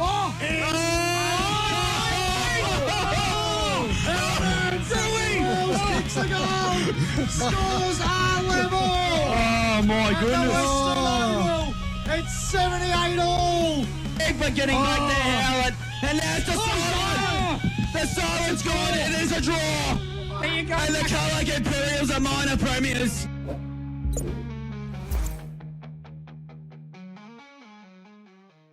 $500 or more on selected products. Shop in store. Shop online. Spend $500 or more on selected products and get 10% in bonus gift cards. Best brands, best range, best prices, and 10% in bonus Harvey Norman gift cards Saturday and Sunday only. Do not miss out. Terms, conditions, and exclusions apply. Gift card valid for 1 month. Behind every door, there's a story. But Behind every red door, there's a young dream waiting to take flight. Red Door Dance and Theatre Co sees the potential in every child. It's more than a dance and drama. It's a place where they find their courage, their voice, their family. Red Door believes in nurturing talent and creating memories that last a lifetime. We don't just create performers, we help to create confident, happy, thriving kids. That's the Red Door difference. TTMI are your local Case IH tractor and farm machinery dealer. From sales advice to spare parts and service repairs, they'll keep your machinery working for you. When you need to talk farm machinery, talk to TTMI. Visit ttmi.com.au. Powered by Sports Power Colac, Infinasara Quib, KFC Colac and Minerva Foods. This is CDFNL Live. Yeah, welcome back. CDFNL Live Final Series broadcast. Thanks to the Bridgestone Service Centre, Colac. And at quarter time, it's Alvie 2-5-17. Lorne 3 behinds, 3 points. Jesse Williamson with the only 2 goals for the Swans. I think I put him down as the player to watch this final series, Yeah, so did. he's so far so good. AJ, Stevcom stats, mate. 5 free kicks in that first term to Alvie, 3 to Lorne. As far as the hit-outs go, Lorne, Fraser Balderas 5, Louis Holmer 5, James Hughes 1. As far as Alvie's hit-outs go, Link Dare 9 hit-outs in that first term. Leading disposal getter for Lorne, Thomas O'Brien Henderson 8 kicks, 2 handballs, 2 marks, 10 disposals in that first term. Charlie McCartan 6 kicks, no handballs, 3 marks, 6 disposals on the Stevcom stat sheet. On Alvie's side of things, boys 10 in that first term to Lockie Rosevear, 9 kicks, 1 handball, no marks, 9 to Lockie Mulder, 6 kicks, 3 handballs, 1 mark. Those leading stats winners on the ground at quarter time, thanks to Stevcom, boys. Thank you, AJ. We'll go around the grounds. I just ran the courts, I should say. Alvie have defeated the Colac Imperials in the A-grade netball 52-38. In the BFL second semi-final, Geelong able to lead by 35 points over Torquay. 7-7 plays 2-2. In the GFL, getting you up to speed on what's going on there. Colac are 8-1-49, Lee Grovedale 1-4-10. Some of the games you're interested there. St Mary's a 3-5-23 lead, Newtown 3-2-20. Leopold 4-2-26 lead, Bell Park 2-8-20. And Lara 5-3-33 lead, North Shore 4-1-25. So good Any AFL scores? None today. Oh, that's right. No, we have our stupid buy. Richmond's got a buy for 6 months. So there you go. And Brisbane, unfortunately, Brisbane beat Richmond in the VFL. Oh, thanks, Drewy. Sorry, Pete. Entertaining first quarter, Pete, and I think you were just speaking during the break that Lorne would be pretty happy to be able to I reckon points down. it's at least a 3-goal breeze, and Alvie didn't score 3 goals. So on points, I'm giving the first quarter to Lorne, but they've got to capitalise on it this quarter. Second quarter underway, thanks to Minerva Foods. Here it's a 14-point lead to the Swans, but the Dolphins are kicking with the aid of a pretty stiff breeze. Yelling, clever little handball to Permazel, just couldn't quite take it cleanly. Ball's gone inside 50. Spence comes up to meet it, plus some good pressure there on Fletcher. He didn't have the footy, I don't think, in the end. Umpire just letting it go. Marnie tackled straight away, and we're going to get a ball up there at left half forward for Alvie. Pretty physical start to this second quarter. That's what the Colac Imperials will be hoping for, because of where it is to take on them for a spot in the 2025 big one in a couple of weeks' time. Coming at now, Fletcher, caught. Got the hand pass just in the nick of time. Mulder trapped it beautifully. Hand pass, they're looking for a teammate, couldn't find one. Ball's in dispute at the moment in the half-forward zone. And the ball locked up inside 50 for the Swans yet again, and we'll get another stoppage. So Mulder's on top in that battle with Balderas at the moment. Not Balderas, Coots.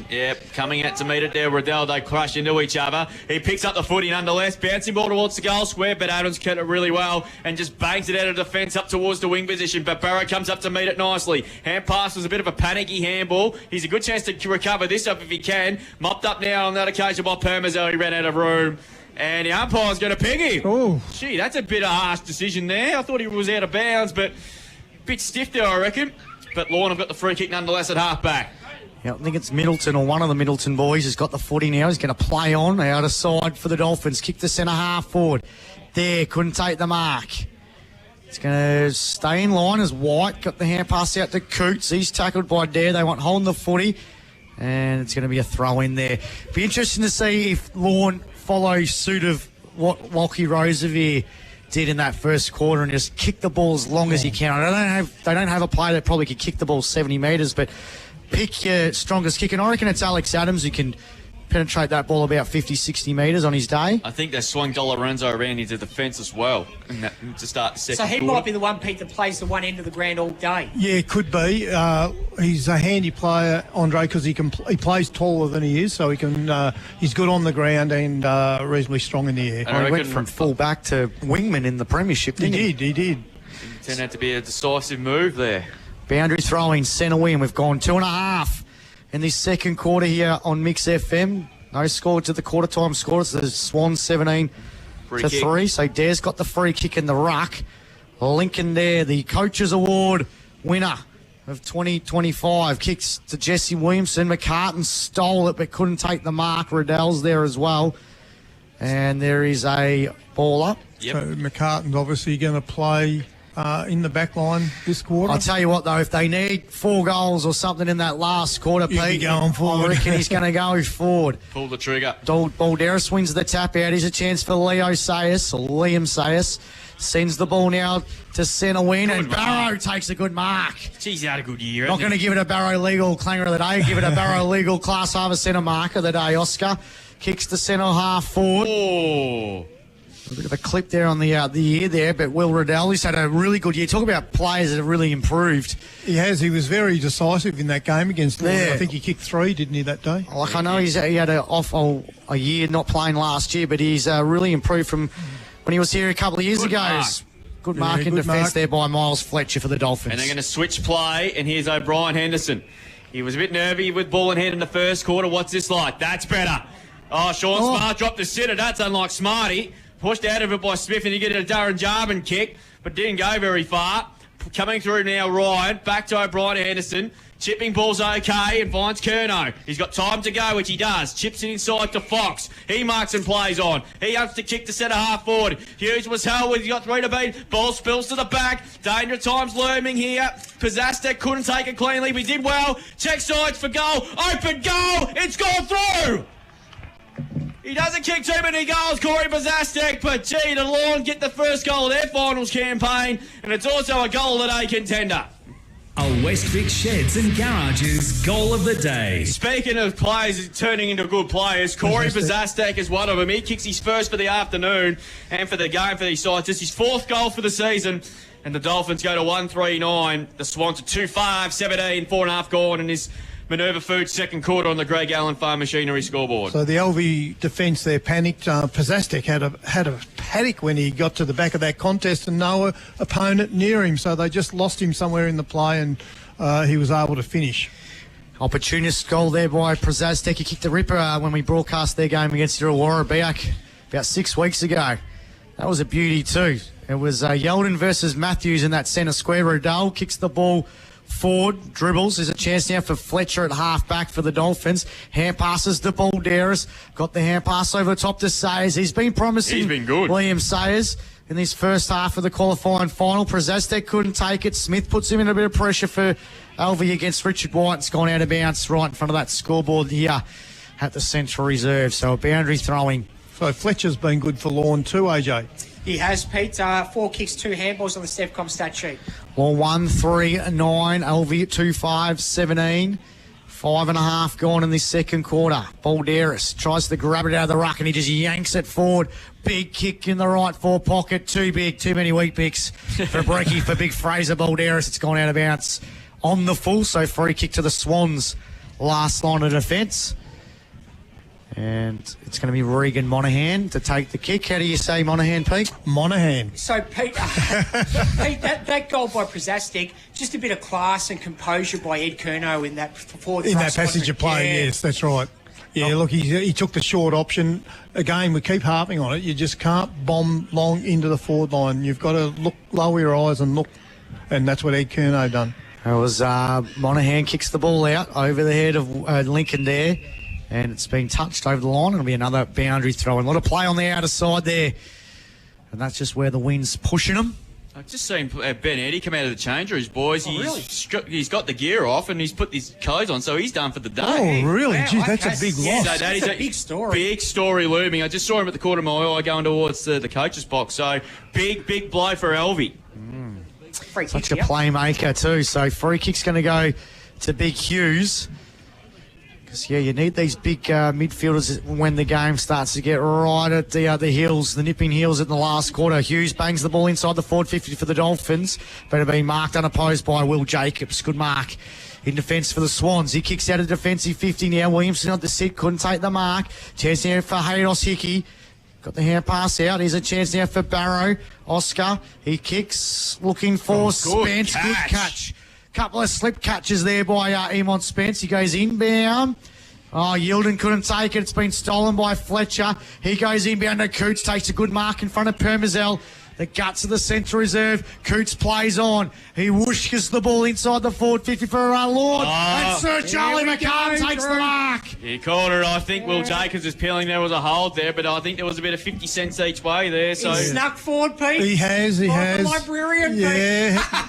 No, he's dangerous and he's a difficult matchup. Charlie McCart, 9 games, 28 goals. He kicked a bag of 11 early in the year against Polo Bay.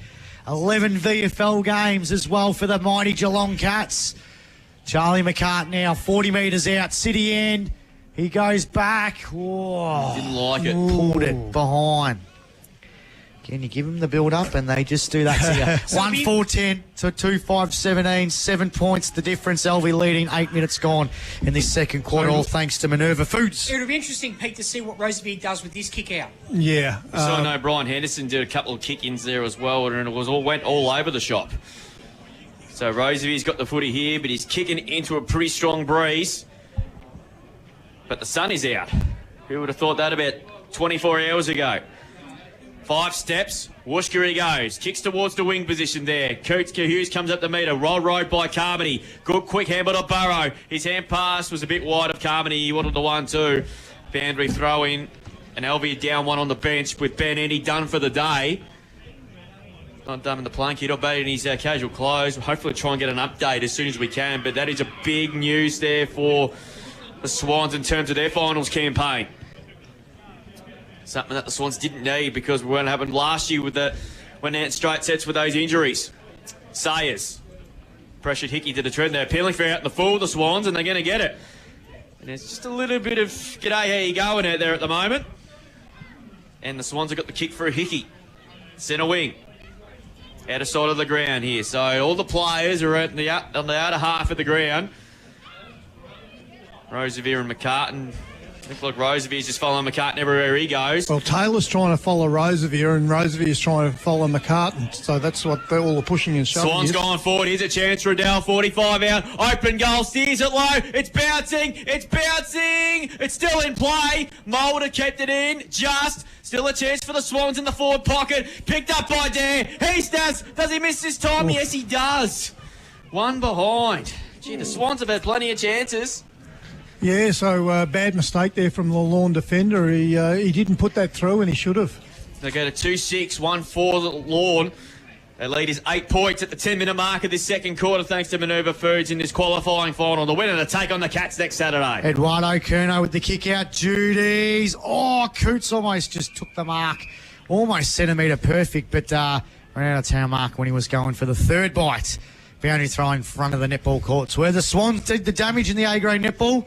It's them and Illawarra back again. It's still going down here. It's like a 2-on-1 handicap match in the WWE. all hands on deck. Umpire to throw it back into play. Dare wins the tap out. Turney's there. Here's a chance here now for Stevens. And he's tackled by Jackson Turney. Ball up. About 60 out from the Swans goal. They're kicking to the Blue Water Leisure Centre end of the grounds. Middleton overruns the footy. Here's a chance now for Balderas. Got the hand pass out to Coots. He's been promising in this game. Coots sends the ball inside the forward 50 for the Dolphins here. It's going to be a free kick to Will Jacobs. Playing in front, well done. Manhandled there by BT, son in Harrison Taylor. He's been pushing and shoving. He would have been better off to get himself in front. So Jacobs, defensive 50 for Alvie. Kick. Wasn't great because Coots takes a big mark in front of Hickey and he kicks the ball into the left forward pocket, finds a teammate in Taylor. His inboard pass wasn't great. Pizzaztek, Middleton, stolen here by Mulder. Sends the ball out of defence for the Swans. They're under pressure here. Fox is there. Good tackle there by Marnie. Ball up, 70 out from the Dolphins' goal. Lucky not to concede a goal there, Alvie. Yep. And there's Almost 12 minutes gone in this second quarter. Minerva Foods, second quarter here on Mix FM. 8 points the margin. Dare wins the tap out. Haydos Hickey with the Great footy. tackle. He's tackled and another ball up. Geez, a contested game, Pete. Yeah, it is. And look, they're both contested teams. They've got big, strong-bodied midfielders, so they're not sure that it suits either team. Here's Turney. Just thumps the ball inside the forward 50 for the Dolphins. Jacobs, Rosevier. Rosevier gets it over the top to De Lorenzo. De Lorenzo's kick for Hope out of the defence. And it's gone out of bounds.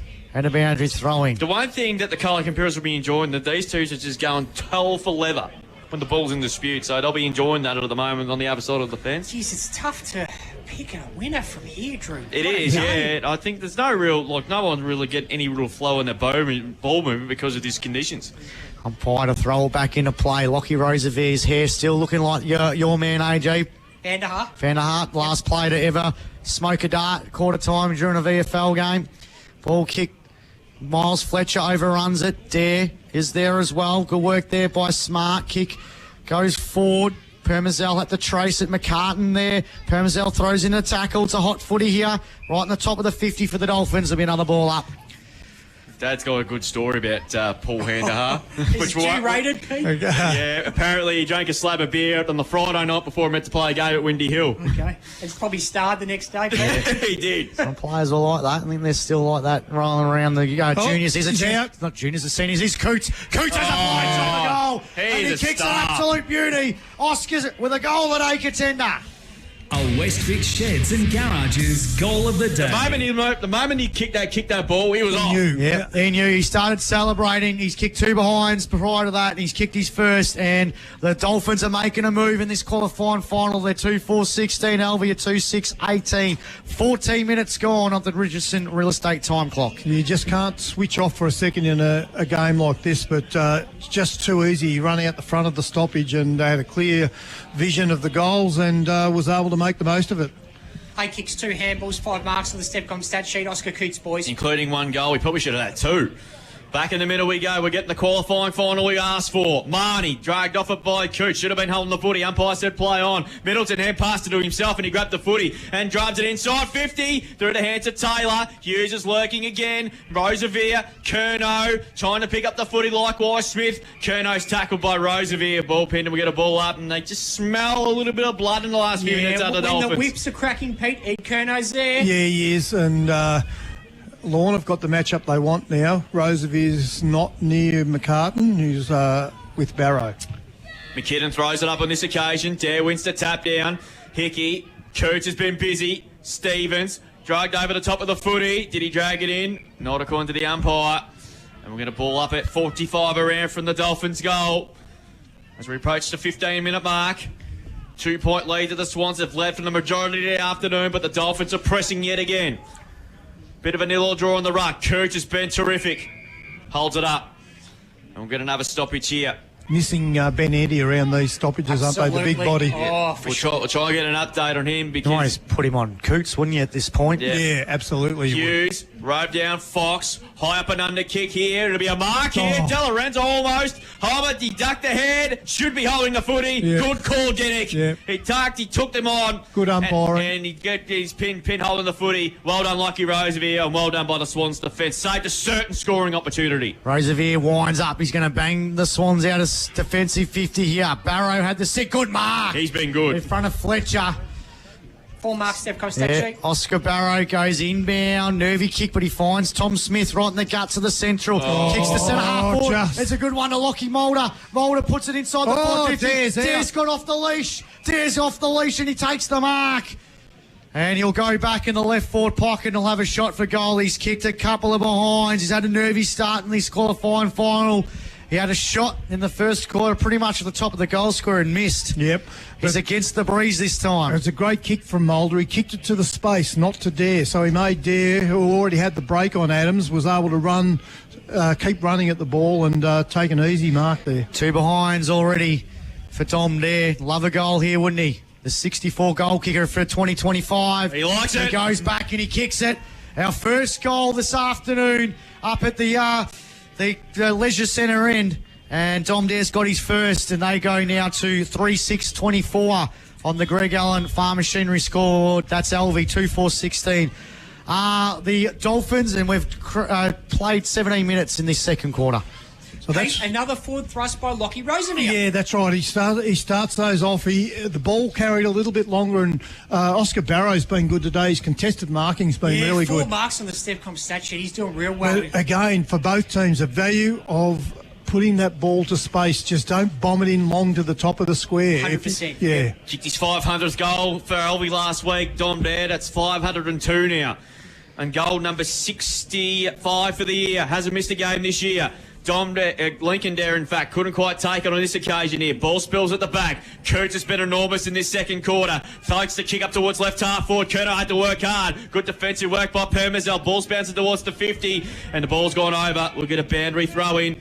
Lorne pressing yet again, about 49 metres there from goal. This crowd really into this game now.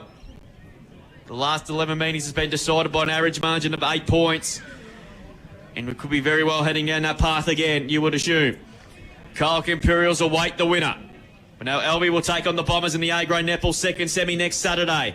Boundary throw in. Dare wins to tap down. Paddles about 15 metres forward. Liam Mulder's come off the bench but can't pick the darn thing yet. Did well to get through the tackle. Williamson dispossessed. Oh, I think they come off his leg. I reckon. Boundary umpires gives a benefit of it out. We'll get a boundary throw in as Williamson and Manganelli has some serious pleasantries. This game is so much to play for. Of course, the loser gets another chance. It's not all doom and gloom. Iwara back in Birregurra tomorrow. Make sure you tune in for that.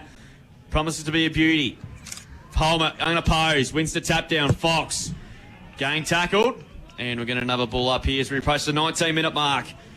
As AJ said, it's pretty tough to pick a winner at this stage. It's a long way to go. 24 plays 16.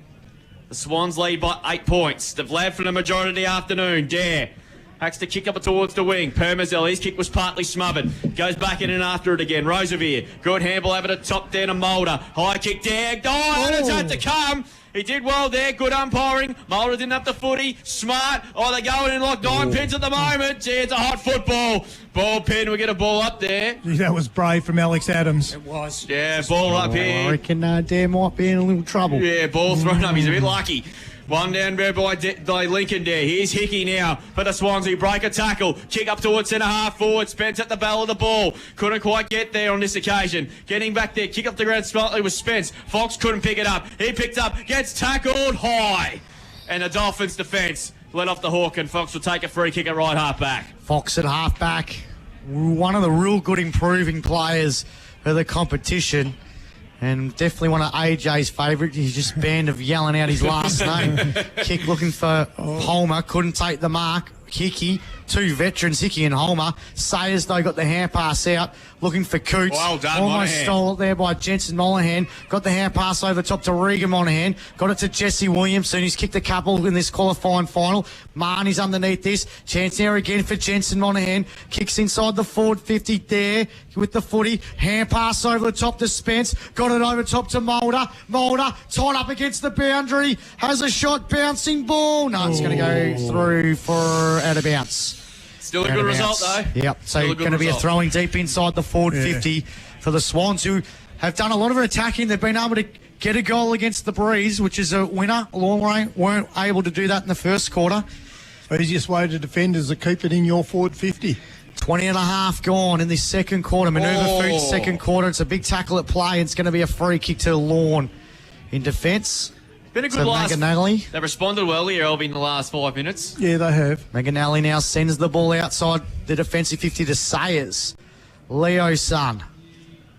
They've had a few famous sons, haven't they? We've had Merv Hughes' son out there, and we've had Greg Norman's son. And this one, who actually has a real famous dad in Harrison Taylor. Got it over the top to Middleton. He bangs it inside the 50 on the chest of Sir Charlie McCartan, who's taken the mark, and he'll try and go back and kick his first goal of the final series. 5 marks on the Stepcom stat sheet, boys. If you're a defender, Pete, how much hope do you have that? Yeah, well, no, that you've got no hope there because the ball's kicked into the space and Charlie didn't even have to break stride there. He took the ball low down and it's almost impossible for a defender to defend that. This is a big kick. 28 goals for the year, 11 VFL games for the Mighty Cats this year from 40 metres out. Charlie McCartney Doesn't like Misses. Behind. He's kicked a couple of behinds now. Goes with Coots. He's got 2 points. Des got 2 points.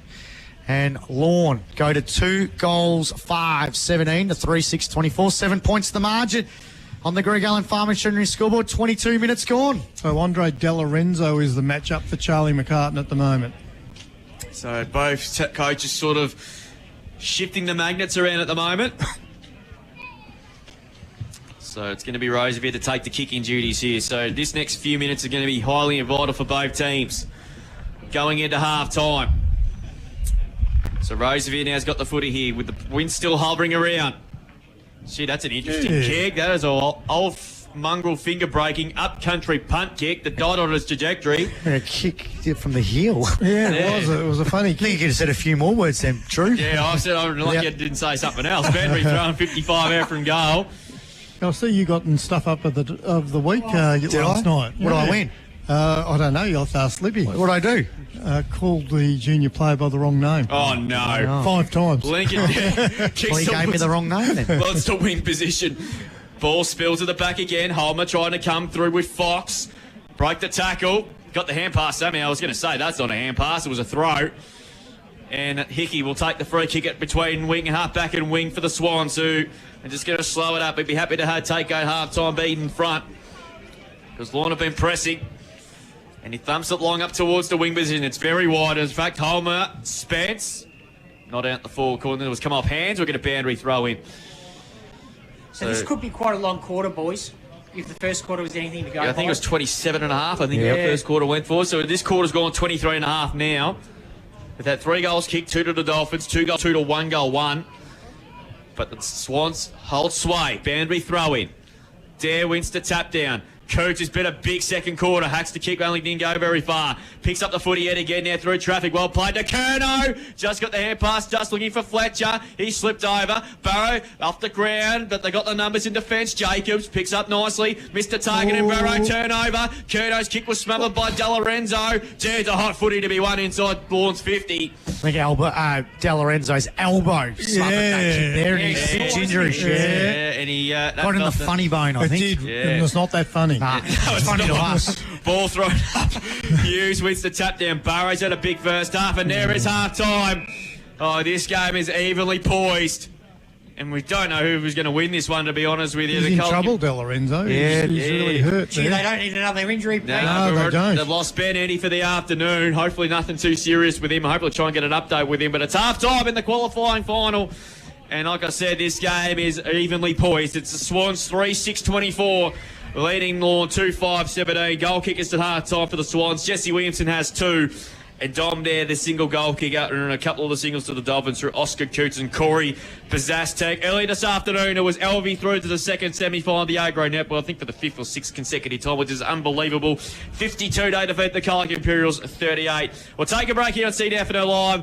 Back to recap what has been a very interesting first half, and also go around the crowds and around the courts and read out some of the results from earlier today. Stay tuned here. Big second half coming up and from the Central Reserve. Stay tuned. We're back after this for the halftime wrap.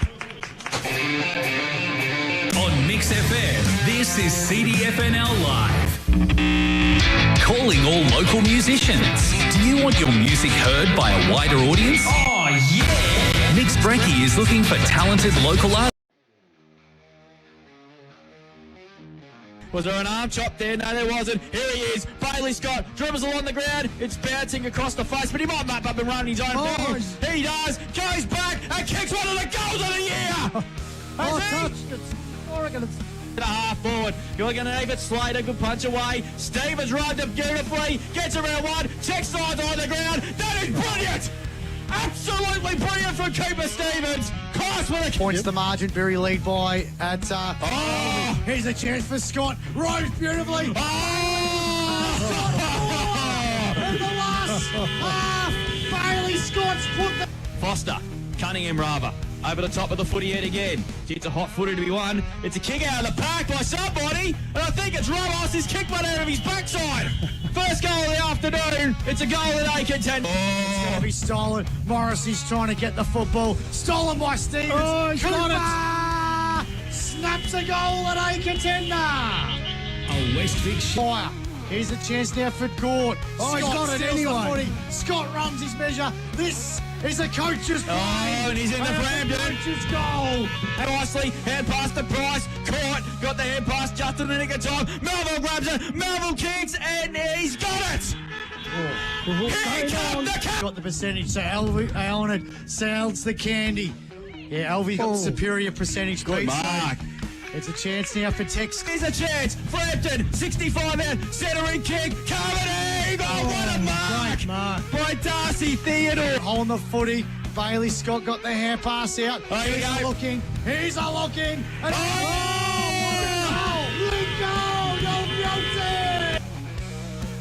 to level it. Looks good. He's kicked.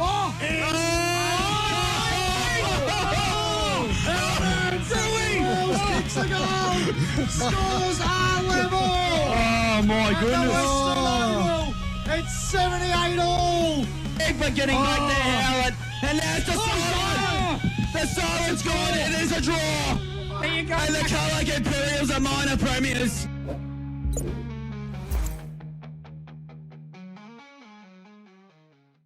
Ryan's 1967 execution in Victoria ignited widespread controversy, sparking public protests and debate on the death penalty. A compelling narrative about crime, punishment and the shifting public attitudes that led to the abolition of the death penalty in Australia. End of the rope, only at Geelong Jail. geelongjail.com.au. With the footy and netball season here, the Colac RSL is your spot for post-game catch-ups. Grab a cold drink, enjoy delicious food and celebrate and commiserate with mates. If you're cheering from the sidelines or playing on the court or field, wind down at the Colac RSL. For welding you can trust and steelwork built to last, call Leslie Maintenance and Pipe Fitting in Colac. Pipelines, structural steel on-site installs. Built strong, built local. See Trev and the team at 74 Bruce Street, Colac. Solomon's Flooring and Beaumont Tiles Geelong. Your complete reno needs under one roof. Tiles, tapware, baths, toilets, vanities, carpet, engineered timber, vinyl and blinds. They come to you for on-site measuring, installation and advice. Conditions apply. Our legendary tradie on Mix FM. Planning a party or searching for the perfect gift? Treasure Hunters Colac has it all. Balloons, decorations, party wear and party hire. There's treasures for all ages, no matter what the function. Come in, explore and find something special today. Treasure Hunters Colac, where every occasion is a celebration. Powered by Sports Power Colac, FSR Equip, KFC Colac and Minerva Foods. This is CDFNL Live.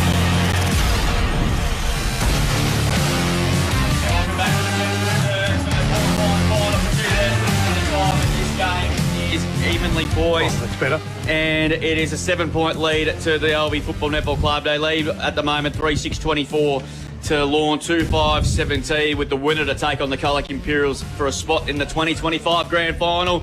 Or the loser will have to wait 24 hours before their opponent's going to be Willoughby, Illawarra or Birregurra. That game is to be decided tomorrow. You can catch it on here on Mix FM from 1 o'clock tomorrow afternoon. Or, of course, on the Lister app, of course, there as well. 2 goals to Jesse Williamson. Both they came in the opening term. And Dom there with the single goal kicker. While Corey Bazastek and Oscar Coots, who kicked the coat, both kicked a couple of absolute rippers in that second quarter. But the Swans steadied in the last 5 minutes and they got deserved their lead at half-time. In the A-grade netball today, if you just joined us, Alvie through yet another second semi-final. Every time that people keep writing them off, they just keep delivering, Pete. It's just unbelievable. 52 to the Colac Imperials 38. So it's going to be another chapter to this unbelievable rivalry between two rivals, Illawarra and Alvie. I think Alvie's, what's their 5th or 6th straight something semi-final? like that. That is an extraordinary I think achievement. they're 4 times in a row themselves, are they, with Illawarra and Alvie? So another chapter about to be written while the winner for the Colac Imperials will have to sit and wait. They'll play either Birregurra or South Colac tomorrow. That game should be a belter as well. We'll go around the grounds and obviously around the courts as well. And of course, some of the VFL scores for those people that are interested in it. Stefcom stats, AJ. I think there's a bit of a mixed spread from both clubs this afternoon. Yeah, umpires clearly letting play go, Pete. They've been consistent all day. Terrific, any free kicks today. 9 for Alvie to half-time, 7 for Lorne. 16 free kicks. Often we see that in one quarter, Pete. So for a half of footy, that's really good. As far as the hit-outs go for Lorne's side of things, Louis Holmes finished the half with 10 hit-outs on the Stevcom stat sheet. Fraser Balderas, 8. James Hughes, 3. On Alvie's side of things, 25 to link there. No one else done any ruck work on Alvie's side of things. Major stats winners to half-time. On Lorne's side, Oscar Coots, 10 kicks, 3 handballs, 5 marks, 13 disposals, 10 in that first half to Liam Sayers. Leo's boys doing well. He is, yeah. 7 kicks, 3 handballs and 3 marks. 12 to Thomas O'Brien Henderson. 10 of those, of course, coming in the first term when he did a lot of kick-out duties. 10 kicks, 2 handballs and 3 marks. On Alvie's side of things, 16 to half-time to Lockie Rosevier, boys. 13 kicks, 3 handballs and no marks on the Stevcom stat sheet. 11 in that first half to Oscar Barrow. Gee, he's great. been good. He's been excellent. 8 kicks, 3 handballs and 4 marks on the Stevcom stat sheet. Apart from those guys, it looks like 8 to Tom Smith, 7 kicks, 1 handball and a couple of marks. 5 of those coming in the first quarter. Those leading stats winners to half-time next to Stevcom, boys. Oscar Barrow, probably a leading contender for the RSL player of the first half, Pete.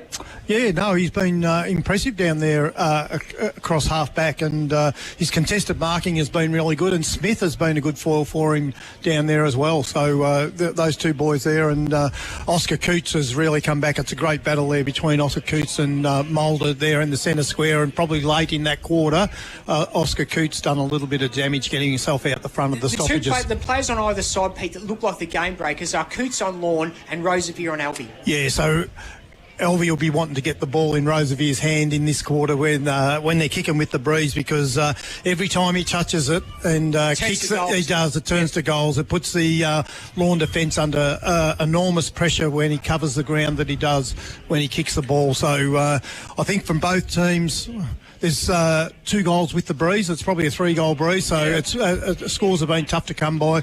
The margin is the goal that Alvie kicked at the non-scoring end, and we could see that game decided here in the third quarter if Lorne can kick a couple of goals against the breeze, or if Alvie can maybe get 4 or 5 goals with the breeze. This game could be over at 3/4 time. But what hurt some of the players that need to lift, who have been a little bit quiet on both camps? Yeah, well, probably from Alvie's side of things, maybe towards their centre-line players around the outside of the contest. They haven't been able to get any run and carry going, so maybe, the Luke Moralias and the Jensen Monaghan's and those type of players, whether they can get their hands on the ball. So Luke Moralia on the Stevcom stat sheet, 5 disposals to half-time. Pete Jensen Monaghan, 3 on the Stevcom stat sheet. Yeah, so you'd like to see them, maybe get the ball, because when they do get a hold of it, they run and carry, and they can do a bit of damage. There on the Lorden side of things, they're probably a bit the same. Projestic has flashed in and out of the game.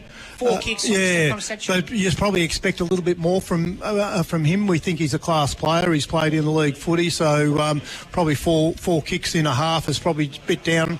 Ed Curnow started well. Maybe we'll see him come into the game. Yeah, I think he's got an important role to play. Yeah. Whenever they're in trouble, whether it be in defence or he swings himself into attack, he's the driver. Yeah, but the big question is how long can Lincoln last, being rotated again with that is a question. Those 3 ruckmen coming at him. Yeah. He's done an enormous job in this first half. And all season. Yeah, he has, and he gets down there, he helps out in defence, he creates attack, but they're triple teaming him at the moment, so if he can't carry that load, then does the Lockie Rosevier have to go into the ruck, or what's their other options? They're very short on that other option, especially now with Ben Eddy appearing to be out of the game.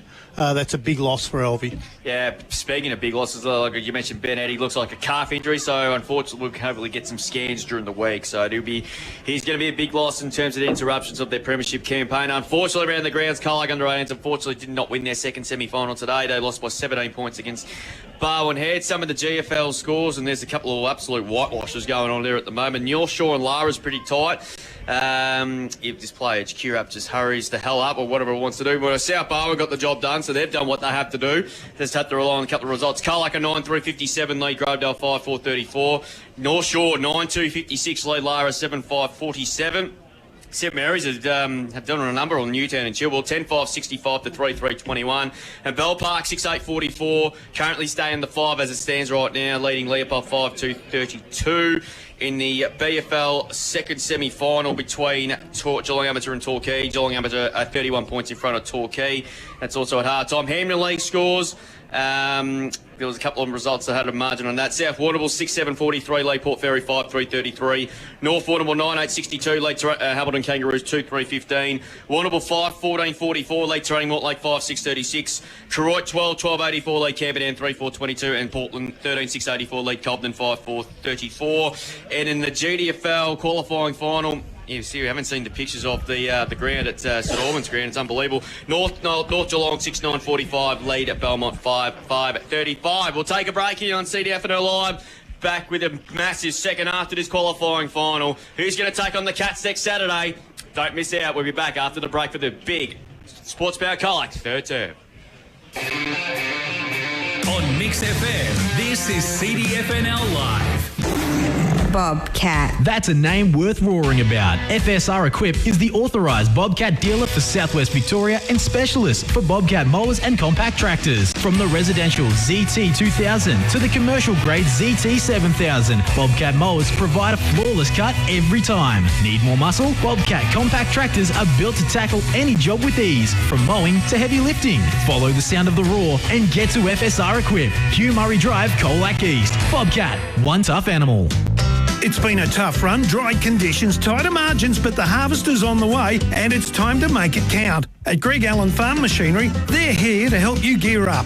From mowers, tedders and feed-out wagons to muck spreaders and tractors, they've got the gear that works as hard as you do. Trusted brands like Valtra, Joskin, Samaz, LO and Pottinger, backed by locals who know the land. Greg Allen Farm Machinery, Colac and Hamilton, backing farmers this dairy month on Mix FM. Sports Power Colac are proud supporters of local footy and netball. Good luck to the CDFNL clubs and the Colac Tigers on the road to premiership glory. If you need to restock the kit, see the team at Sports Power Colac, your local finals experts.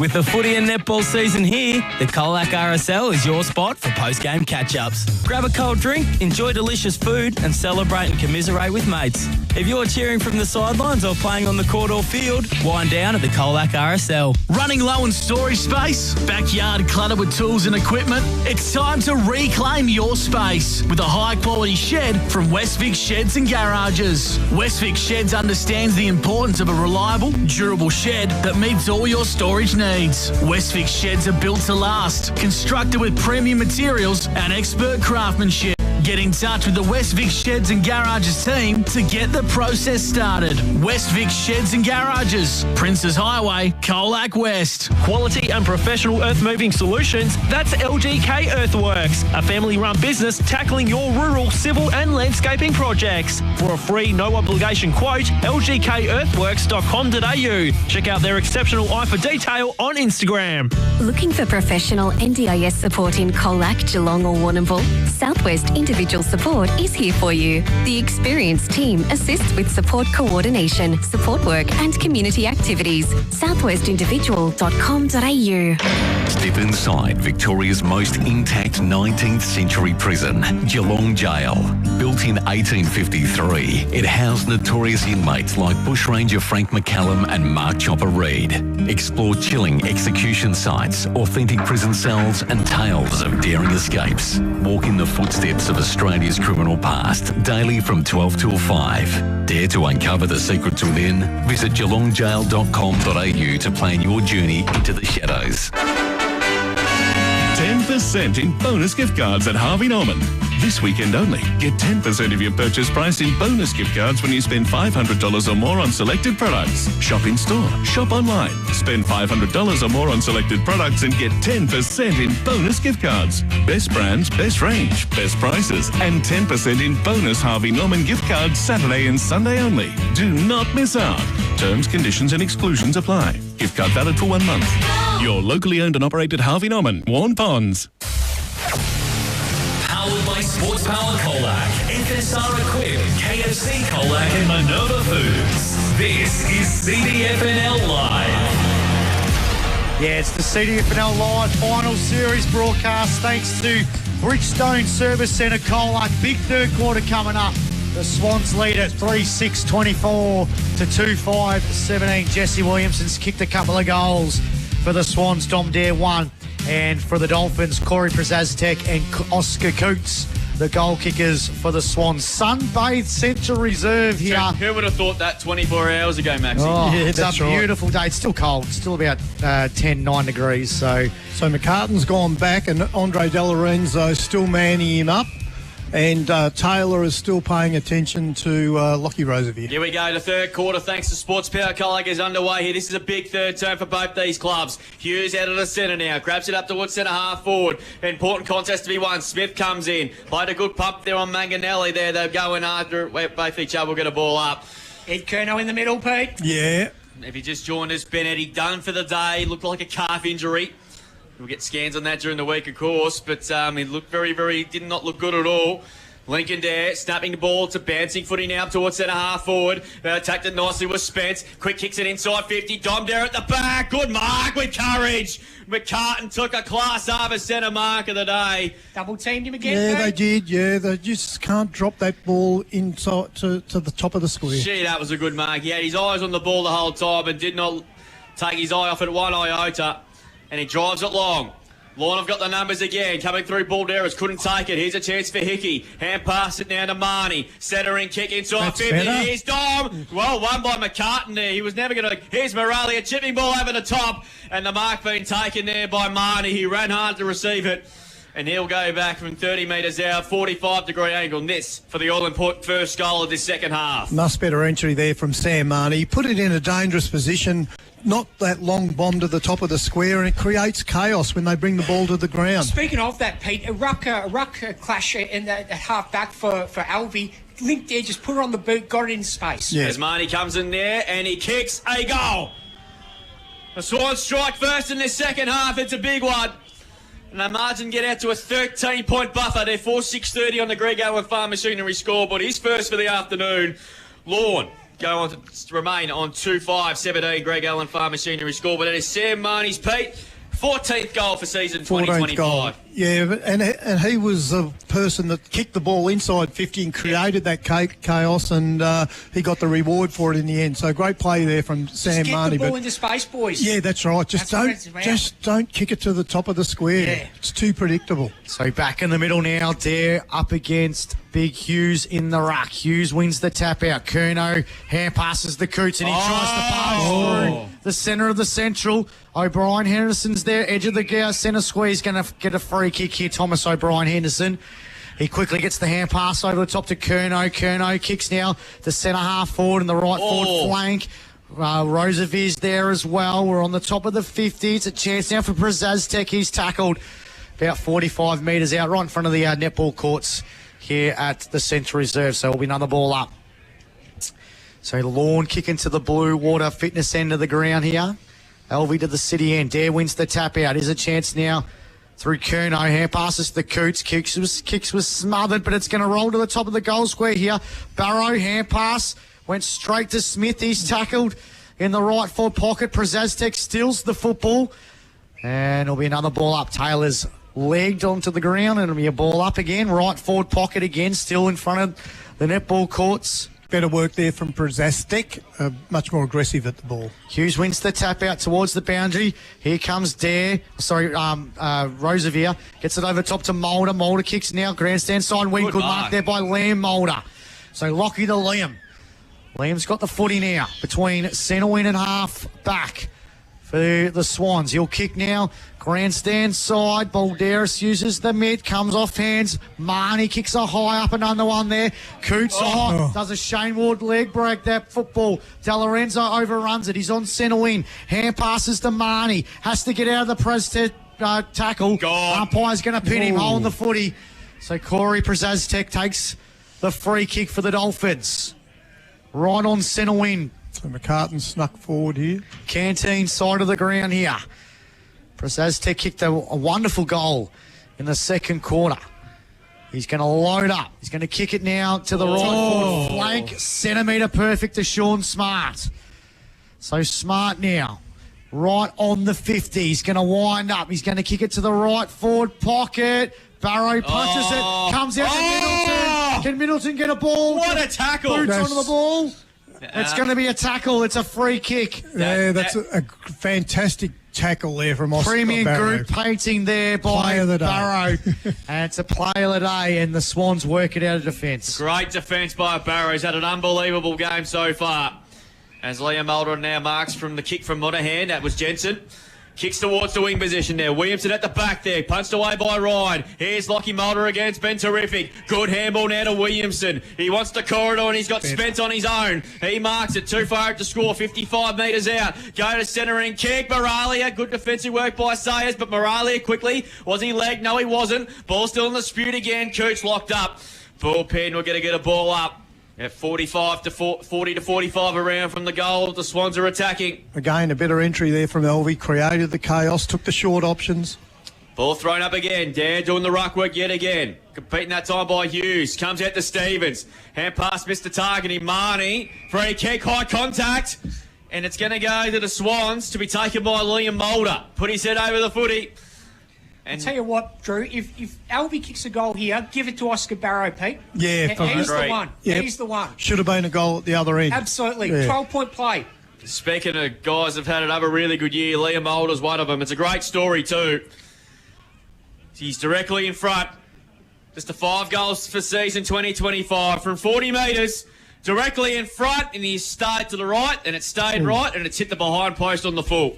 It's a bit of a let-off there for Lorne. And they get the ball back, and they try by 13 points. And we played 6 minutes on the Richardson's real estate time clock. Third quarter, all thanks to Sports Power College. Say g'day to the Wiz and the team there. McCartan, he's just staying down that end. Yeah, he is. He was up forward in the second quarter. He's down back in the third. He's kicked a couple of behinds, but he's on the last line of defence now for the Dolphins. He's going to kick it to the scoreboard side of the ground at half-back flank. Big pack around this one. Balderas couldn't take the mark. Big stacks on this one, 55 out from goal, and it'll be another ball up right in front of the scoreboard here at the Central Reserve. So Callum Stevens got the job on Ed Curnow this quarter. Interesting. So Balderas wins the tap out again. Chance now again, Middleton on ground level. Williamson's there, and it'll be another ball up. He's done some nice things today, Callum Stevens. I've never seen him before. Yeah, of course, he's Fresh off the boat, Pete. Yeah. First senior game too. He played a good stint in the reserves the last 5 weeks. It's a chance now again through Yeldon. Got the hand pass over top to Williamson. Just creates a bit of space. Kick wasn't great.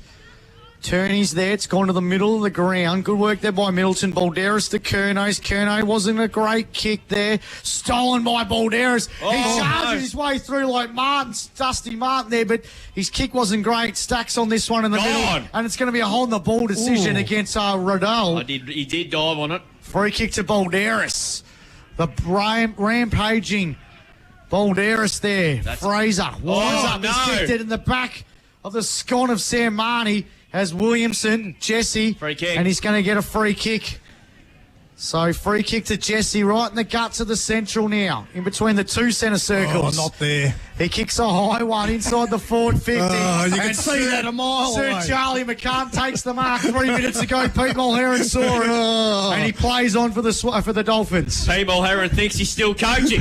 Ball's gone to the wing position now. Alvie have got the numbers. Riddell couldn't take it. Ball's still in dispute. It's hobbing around. Kerr is circling. The ball's come out to Curnow. He hacks the kick up towards left half forward. Jacobs coming through, but he's happy to take it over. And we're going to toss back into play left half forward for Lorne. Just don't kick it near Charlie would be the idea, wouldn't it? But don't bomb it high like that. Yes, absolutely. Yeah, roll it along the ground if you want to put it in that Dirty area. balls, that's what we want to see. Yeah, What'd you say? dirty Ground balls. balls. Ground balls. Kids listening to this, AJ. Yeah, AJ. Wash your mouth. Yeah, AJ. Bandry throw in 55 metres. Keep a G-rated, please, for the rest of the final series, why don't you? Ball's gone down Middleton. That's Ted. Got the hand pass over the top. Sayers has been good. Kick there inside towards the 50 zone. Bouncing footy. Well done there by Permas. They'll punch it away about 30 metres. And Sayers is happy to see it go over. And we'll get another Bandry throw in here. So it's a bit of an arm wrestle to start the third term. Only to 1 goal. Kick through Sam Marnie. The Swans have led all day. Doing this position last year. Let's not forget that. And Lorne are going to kick home with the end like they did in the second semi. 12 months to the day. Bandry throwing right in front of the old scoreboard. Lorne 2-5. Alvie 4-6. Winner to play the Culloch Imperials for a spot in the grand final next week. And the loser to play either the Bombers or the Saints next week. As Curnow comes in over the top. And we're going to get a ball up yet again here. Crowd starting to get involved here. They're liking what they're seeing, especially for the Colac Imperials point of view. Ball thrown up. Bit of a nil or draw yet again. Comes out to Yellen. Yellen's kick is a bouncing footy. Clean bar, Balderas, but Marnie did really well. Centre in kick looking for Spence up towards centre half forward. Good punch away there by Tierney. Ball spills to back. Marnie starting to get busy in this third term. Moralia. Hand pass back to Yellen. Bit happening behind play between Spence and Tierney. Tierney's got the footy. Spence crunches into the turf. And he's given away a free kick for a dangerous tackle. He didn't need to do it. And Tierney... he's going to breathe a sigh of relief again for Lorne, who are under all sorts of heat at the moment. Yeah, he switches to Sir Charlie McCartan, only playing in defensive 50 for the Dolphins. His kick, just finds a teammate there in Curnow. Hand passes over the top now. The Dolphins work it out beautifully. Adams got dealt with there by Permazel. That should have been nearly 50, I reckon. And Adams is still on the ground. He's going to get back up.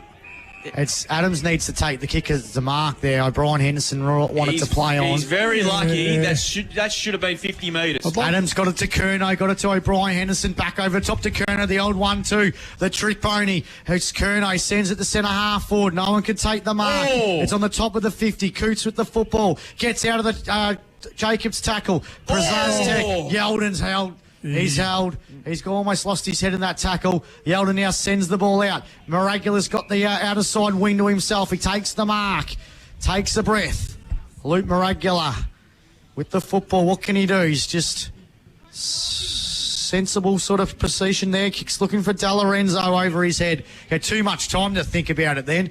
And it's gone out of bounds and a boundary throwing between Senowin and half forward on the outer side, favouring Alvie's side of the ground. They're kicking to the city end, the KFC Colac end of the ground. Colac Imperials will be enjoying this, Pete. Yeah, no, it's a tough game out there.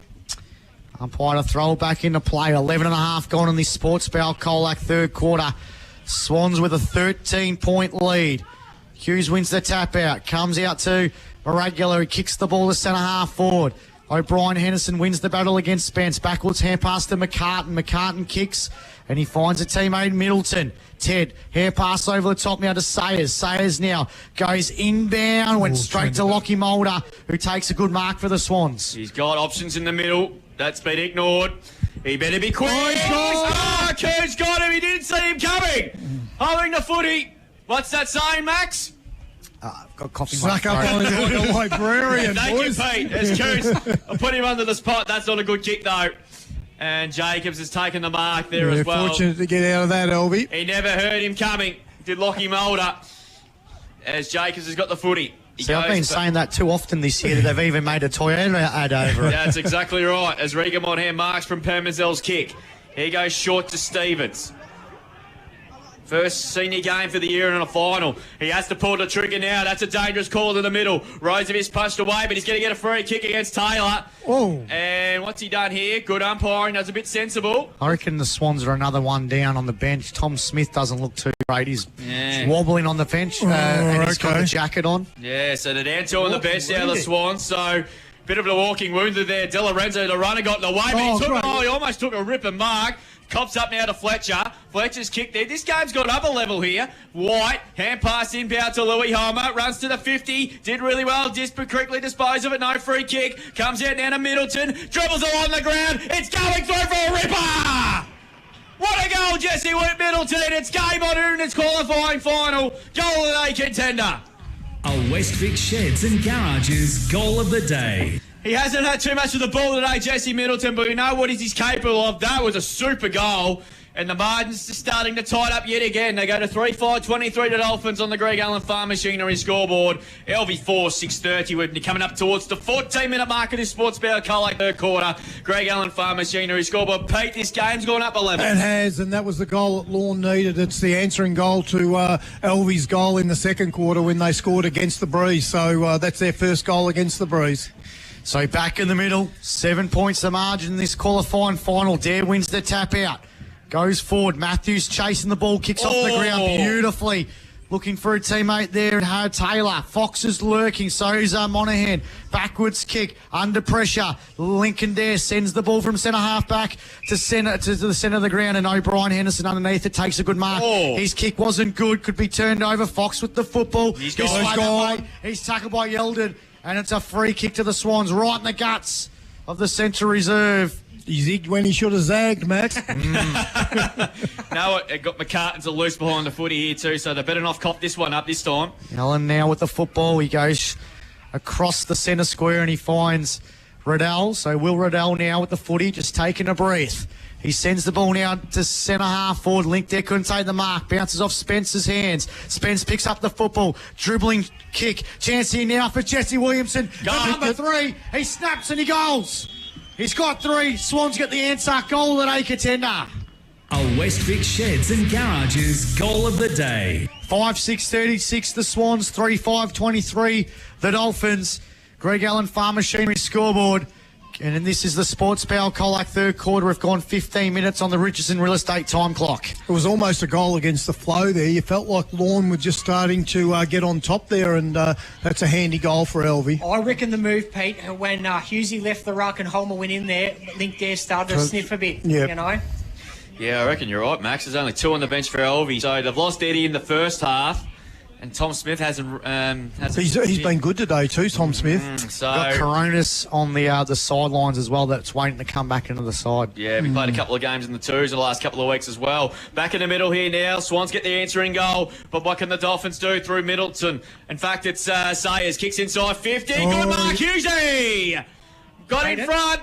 Oh, we didn't like it, but he had a good chunk of that one. Yeah, no, he marked that. And he'll go back directly in front. Tough kick, but it's not easy kicking into this breeze. We haven't seen too many set shots from here today. He's directly in front. Man on the mark about 35 out. This for the answering goal. You should think he'd cover the distance. He's a booming kick, Hughes. Hughes has kicked 29 goals for the season. Hasn't missed a game this year. Better on the set shot. He's kicked 171 goals for the Dolphins. Comes in the way. Strike it pretty well. It's going to land a couple of metres short. Phillips through hands and through for behind. Had a good piece of it too. He did, yeah. Just shows you how strong that breeze is. You would have thought he would have covered that distance inside 50 fairly comfortably. Margin is 2 straight kicks to difference. Here's the man, Lockie Rosevere. Here we go, Drew. 3-6-24 to 5-6-36 approaching the 17-minute mark, third quarter. He launches it down the guts of the central. Lockie Rosevere goes.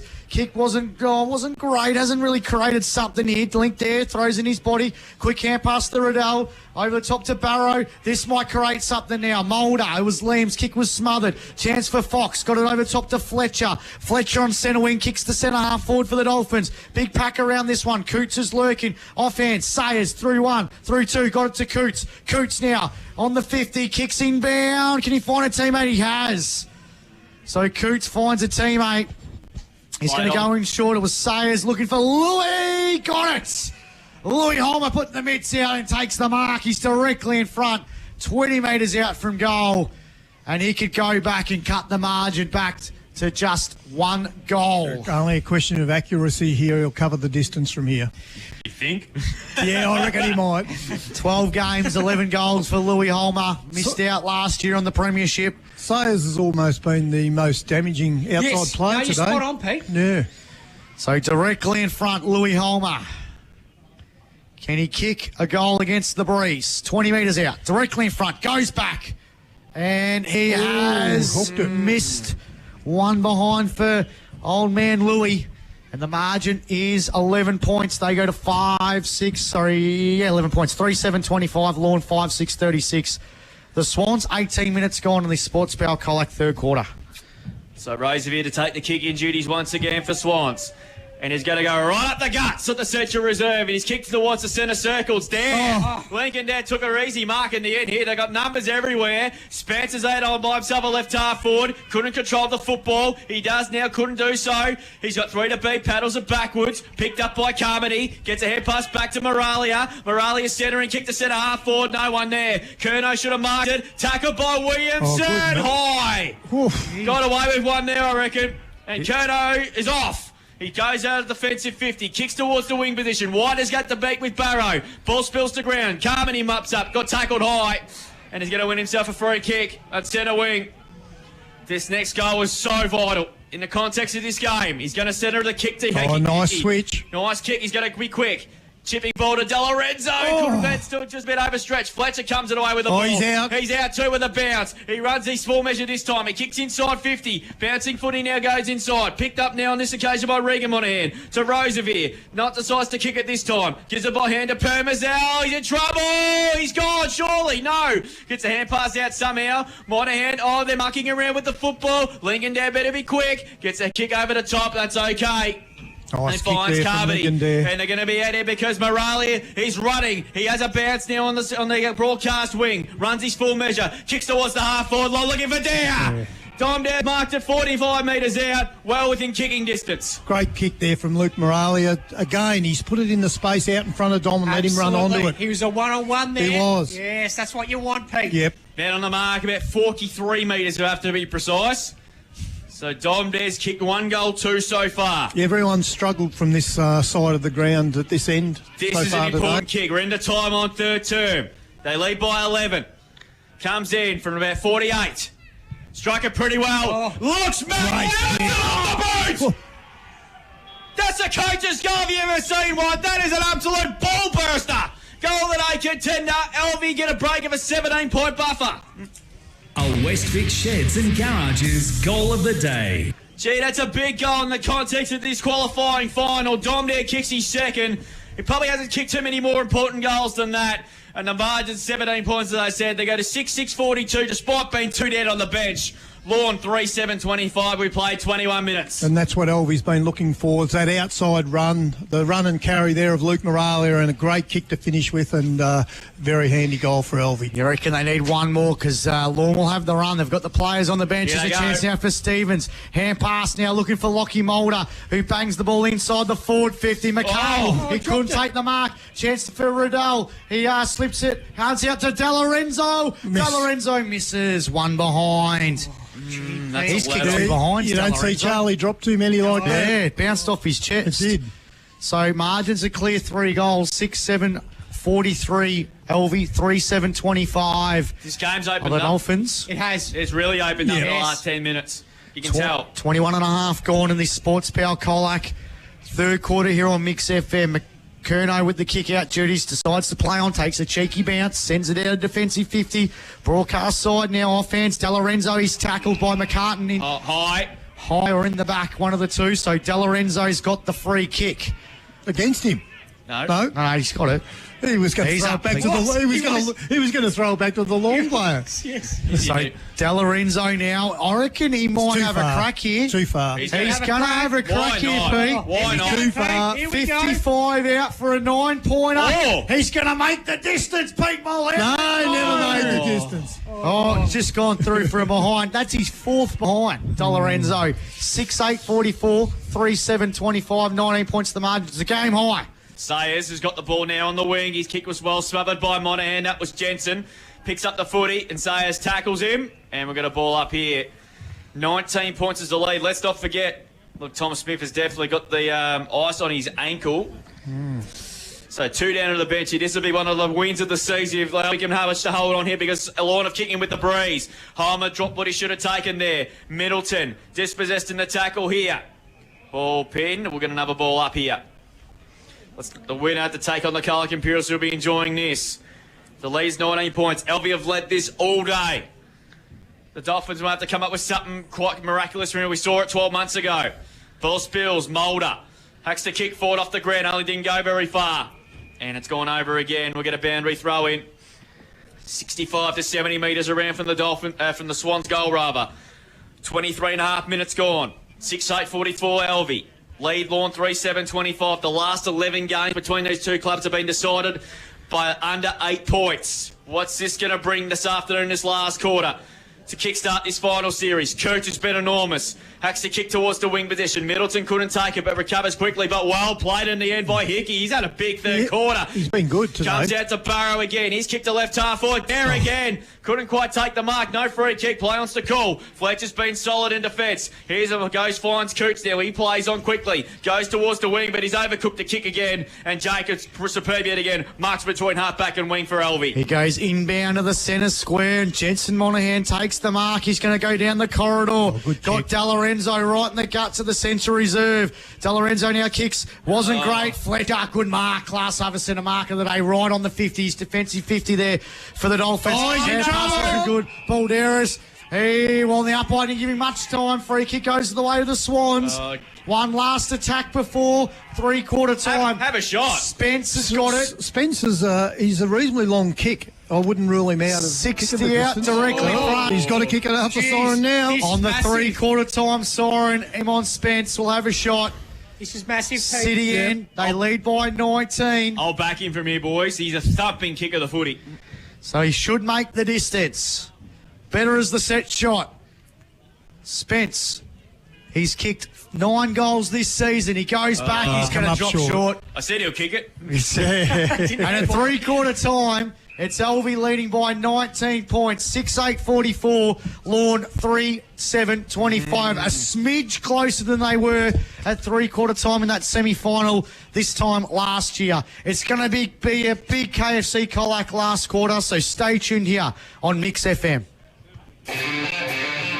On Mix FM, this is CDFNL Live. Mix FM, music that makes you feel good. We've got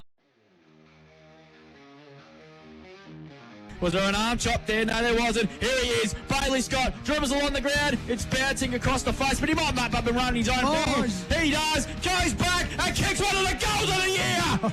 Touched it. Oregon. It's a half forward. You're going to leave it. Slater, good punch away. Stevens runs it beautifully. Gets around one. Check sides on the ground. That is brilliant. Absolutely brilliant from Cooper Stevens. Class with a Points the margin, very lead by at.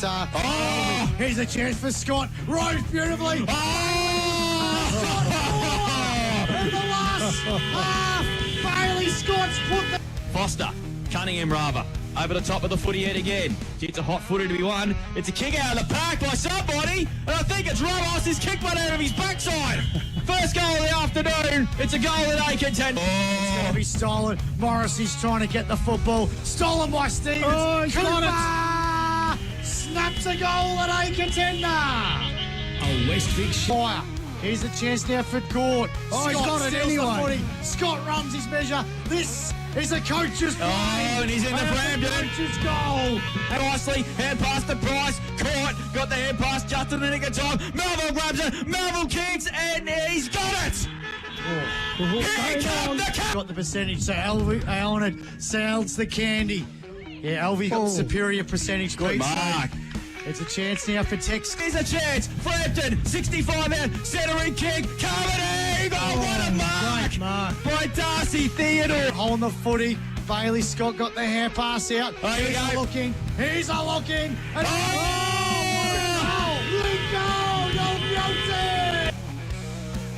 to level it. Looks good. He's kicked.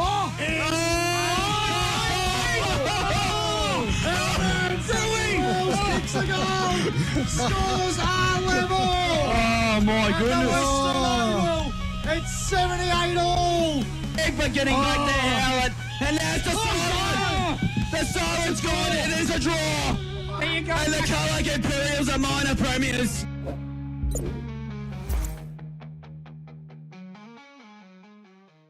Insurance brokers for over 10 years. They've always looked after our insurance, from the farm equipment and business to our home and cars. Give them a call so they can look after you too.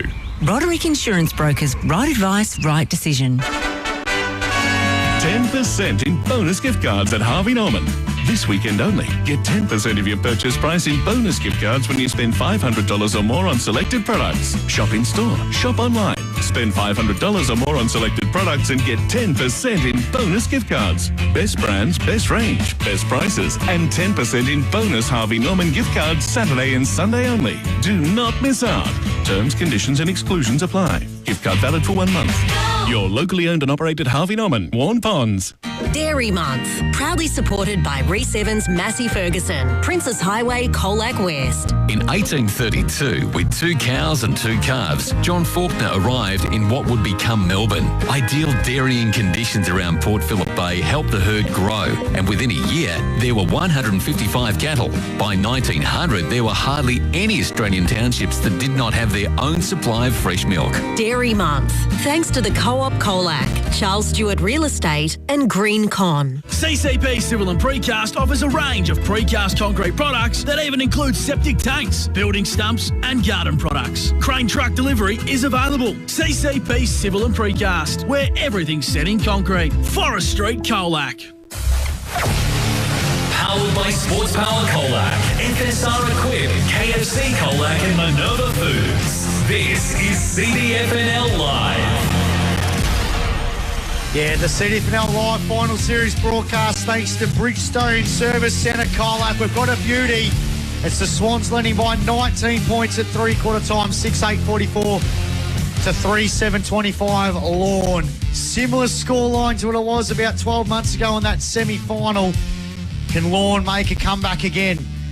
AJ, Steph stats, mate. 18 free kicks to Alvie, 9 in that third term, 13 to Lorne, 6 in that third term, 15 free kicks in that third term, 16 for the first half, 10 hit-outs to James Hughes, 10 to Louis Holmer, 8 to Fraser Balderas on Lorne side of things, 35 to Link there on Alvie side of things. Leading stats winners for Lorne, 20 to Ed Curnow, 13 kicks, 7 handballs and 2 marks, 11 coming in that third term, 18 to Oscar Coots, 14 kicks, 4 handballs, 6 marks. On Alvie side of things, Lockie Rosevier, 17 kicks, 5 handballs and 1 mark, 22 disposals. Link there, he's the man, 10 kicks, 3 handballs and a couple of marks, 13 disposals on the Stepcom stat sheet and 16 to Lockie Mulder, 11 kicks, 5 handballs and 3 marks on the Stepcom stat sheet. Boys, Who wins? I think Lorne might overrun them, just lack of manpower, but it's going to be down to the death. Yeah, right, here we go. KFC Colac last quarter underway here. They put Hughes into the ruck and then he got beaten to it by Lincoln Dare to kick things off. Here's Fletcher now. Robes it across half back. Floating kick towards half forward. Middleton had a fumble, but a free kick's been picked out and it'll go to Lorne.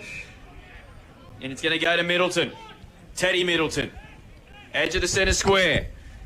He's 55 to 60 metres from goal, but he's going to wind up on the left foot towards the left foot pocket. Forward. Good kick too. Manganelli couldn't take it. Hickey had a big third term. Applies a good tackle on Taylor. Umpire McKinnon says, give it to me and I'll throw it up at 30 metres out from goal. McCann just doesn't even go to the bench. He just stays in that 50 at the city end, doesn't he? So they've got to work things out a bit. Manganelli took Carlton's leading lane there. Alvie down to 2 on the bench. Like they've had for the majority of the second half. Hickey's been terrific in this third term and banks a torpedo punt kick and Dom Dare on centre wing. What's he doing down there? Yeah, good play, Dom Dare. Yeah, it was indeed. He's got to go short and find Sam Marnie. Another classic awaits. Colac Imperials awaits the winners. They'll know their opponents in about 25 minutes from now. He's had a wonderful year again. He just kicks high up towards half forward. Lorne got Lorne numbers there. No one from Alvie went up. And Adams took an easy intercept mark. He gets to do his coaching, Curnow. Chipping kick into the corridors. Good and fine. Sayers has been really good. Probably been one of their best players today. Has it at centre half back. He winds up with a torpedo punt kick. He got into it slightly. Ball's gone towards half forward. Taylor should mop up now for the Dolphins, which he does. Stepping kick towards half forward. Where with the bounce. Jacobs did well nicely. Breaks the tackle nicely. Hand pass over the top to Jensen Monaghan. Back in board to Rosevier. Back to Monaghan. On the left foot he goes. He goes short. Looking for Mulder. Punched away by Cole Fox. Still in dispute again. Sayers stayed in play. Long kick towards half forward. Dolphins got all the numbers again. Dare again. Lincoln there taking a sensational class over centre mark of the day, and they're holding firm at the moment that the Swansea finds Hickey at half back. FLG. KFC Colac last quarter as Hickey goes backwards. Dangerous kick though. He's put Permazel in an awkward situation. No. He might have to rush it behind. He got the hand pass across their goal to Barrow to Dare. Dare now kicks short. You feel like Alvie are just sort of playing possession football. Yeah, at the moment, they're just trying to stop Lorne's run. Jacobs over the Dare scoreboard side still. The halfback flank here, Link there. Just conservative football at the moment. Link there now sends the ball looking for Rosevier. Mets out, good mark. He's been good today too. Yeah, he has. So Rosevier long way on up the centre win, and he'll take his time. They know they just got to buy the seconds. Yeah, he's very sore too. So Rosevier on centre wing. Out of sight. Quickly plays on. He kicks Alvie back inside the forward 50. Adams spits out, takes a big mark in front of Jesse Williamson. Class over centre mark of the day. His kick went really high. Przaztek, Mulder. Liam Mulder takes a good mark over Przaztek. He's going to go in short. and he finds Riddell. Riddell now plays on, kicks inside the 450, went over the head of Marnie. Coots has got the football now, has a bit of time. He kicks and he finds O'Brien Henderson. He marks in front of the netball courts. He's gone down to centre wing. Scott, grandstand side here, past Turney. Here's a chance now for Sayers. His hand pass was smothered. Turney keeps it alive. Hand pass looking for Curnow. Curnow looking for Middleton. Middleton, this is Ted through traffic. Hand passes to Curnow. Curnow goes inbound to Hughesy. Big Hughes sends the Dolphins inside the 450. well Good mark by Delarenzo. Takes a good class over centre mark of the day, and he finds Hickey at halfback. They're just standing firm at the moment, Alvie. They're throwing the kitchen sink at him, Drew. And they responded to it. Hickey now, he's had a wonderful second half. He kicks up towards the wing, looking for Spence. Balderas couldn't take the mark. Ryan spills at the front. Well tackled by Williamson. Umpire Dennick says, give it to me and I'll throw it up. Pete, do you reckon Dom or Shane mentioned last year's game? Oh, I reckon it would have been talked about. Don't worry about that. Thrown up again. Dare coming very late. Coming through Marnie. He's been terrific.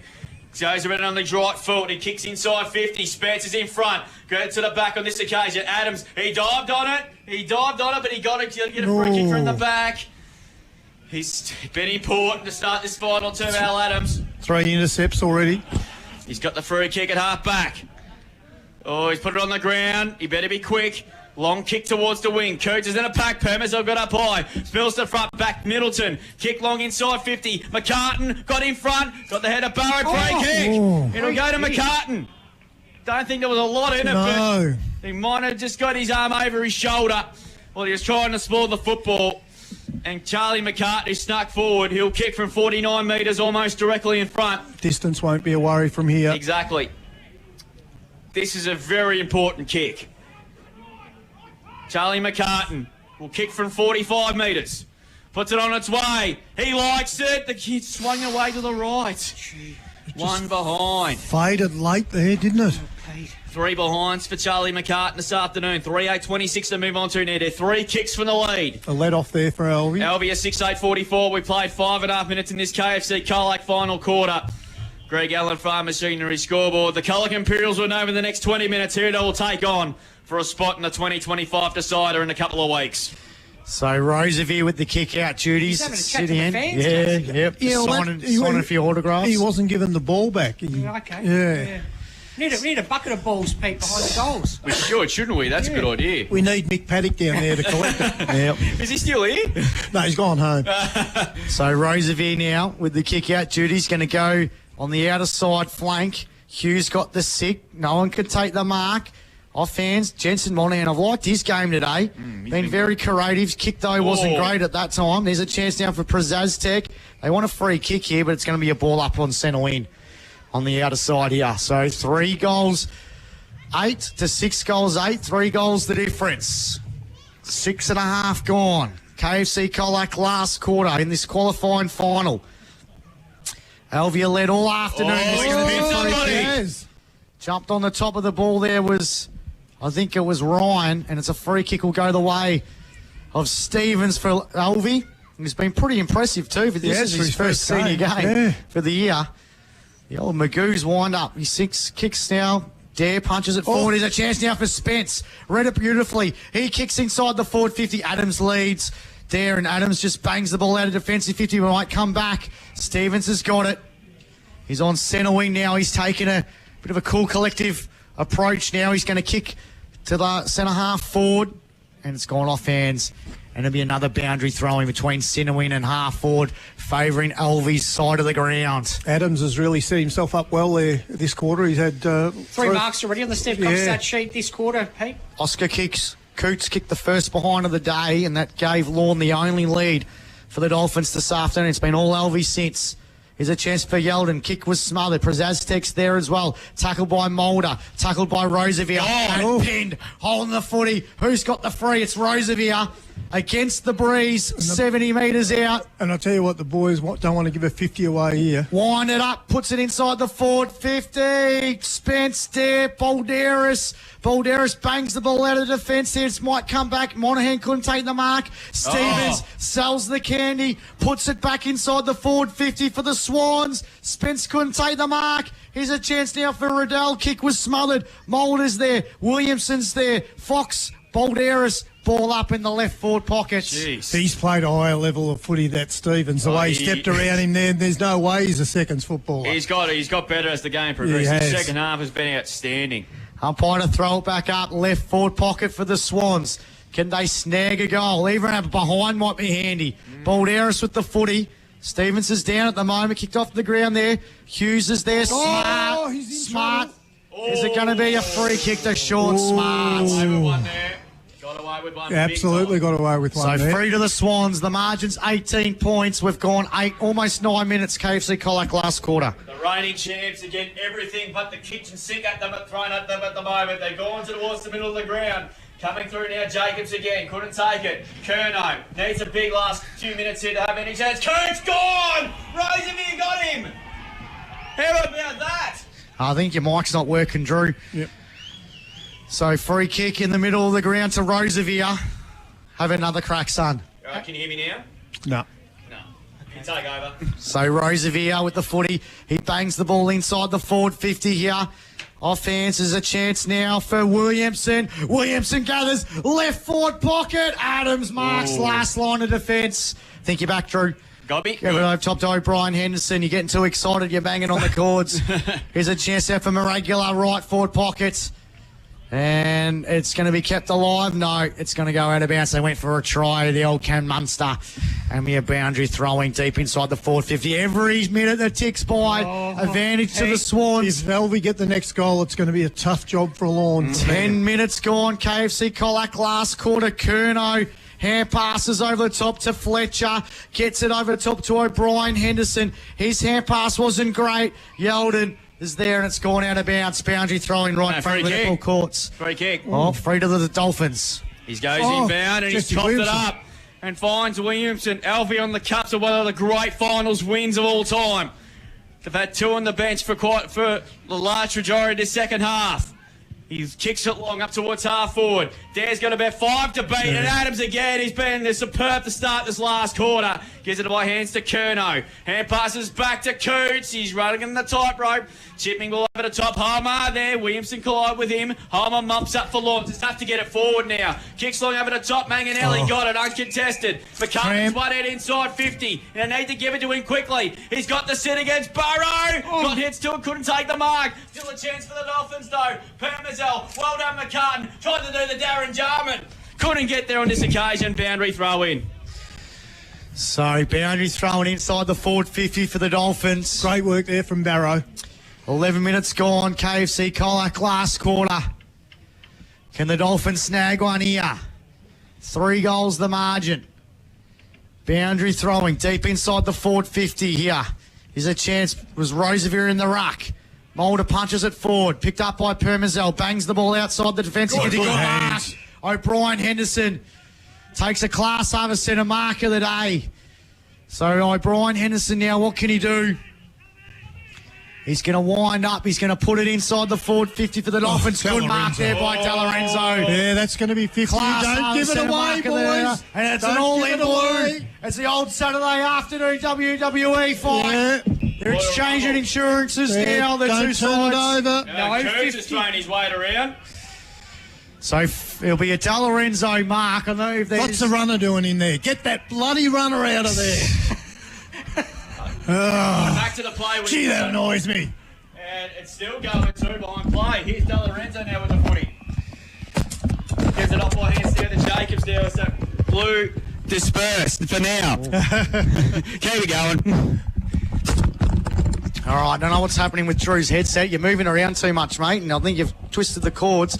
How's Alvie go inside the 450 and it's a behind.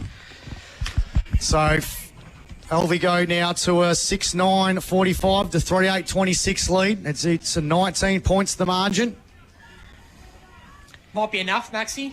It could be. We've gone. Oh, I wouldn't call it yet, boys. I wouldn't call it yet. Remember last year. So here's Fletcher. Fletcher now with the footy. Sends the ball out of defensive 50 for the Dolphins. Oh. And Dare takes a big mark He's on been centre wing. enormous today. The big Lincoln Dare.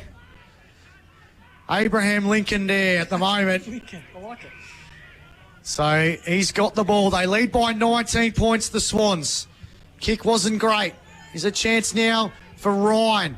Cheeky little kick looking for Magalali. Here's a chance now for De Lorenzo. He's tackled. Ball up in front of the Alvie dugout. We've gone 13 minutes. KFC Colac last quarter. Alvie a 6-9-45. Lorne a 3-8-26. Have you got me now? Yeah. Yes. All right, we're back. Stand still. I won't move. Stop jumping.